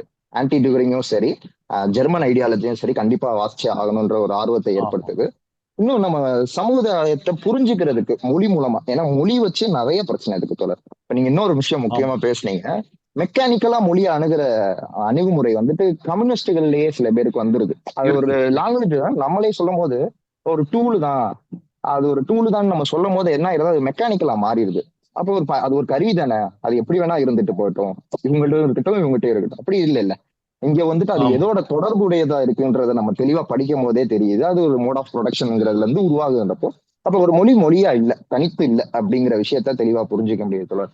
அதுக்கு பின்னாடி இருக்கிற விஷயங்கள் ரொம்ப முக்கியமானவையா இருக்கு. அதை பத்தி இன்னும் நிறைய படிப்பேன். இது பின்னாடி இருக்கிற இந்த கிளாஸ் ஸ்ட்ரகிள்ஸும் சரி, நமக்கு மோட் ஆஃப் ப்ரொடக்ஷன்னா என்னன்னு இன்னும் நம்ம தெளிவா படிக்க வேண்டிய அவசியத்தை இது ஏற்படுத்துது தோழர். ஆமாமா. கண்டிப்பா இங்க இருக்க ஆமா. தோழர்களுமே மோட் ஆஃப் ப்ரொடக்ஷனை பத்தி இன்னும் டீப்பா அண்டர்ஸ்டாண்ட் பண்ணணும். அதுக்கான முன்னெடுப்புகளும் ஏற்பாடு பண்ணலாம்னு தான் தோழர் இருக்கும். இதை பத்தி தனியா பேசலாம், ரொம்ப ஆமா. முக்கியமான ஒரு டாபிக்கா இருக்குங்கிறனால அதையும் பேசுவோம் அப்படின்ட்டு பிளான் பண்ணியிருக்கோம் தோழர்.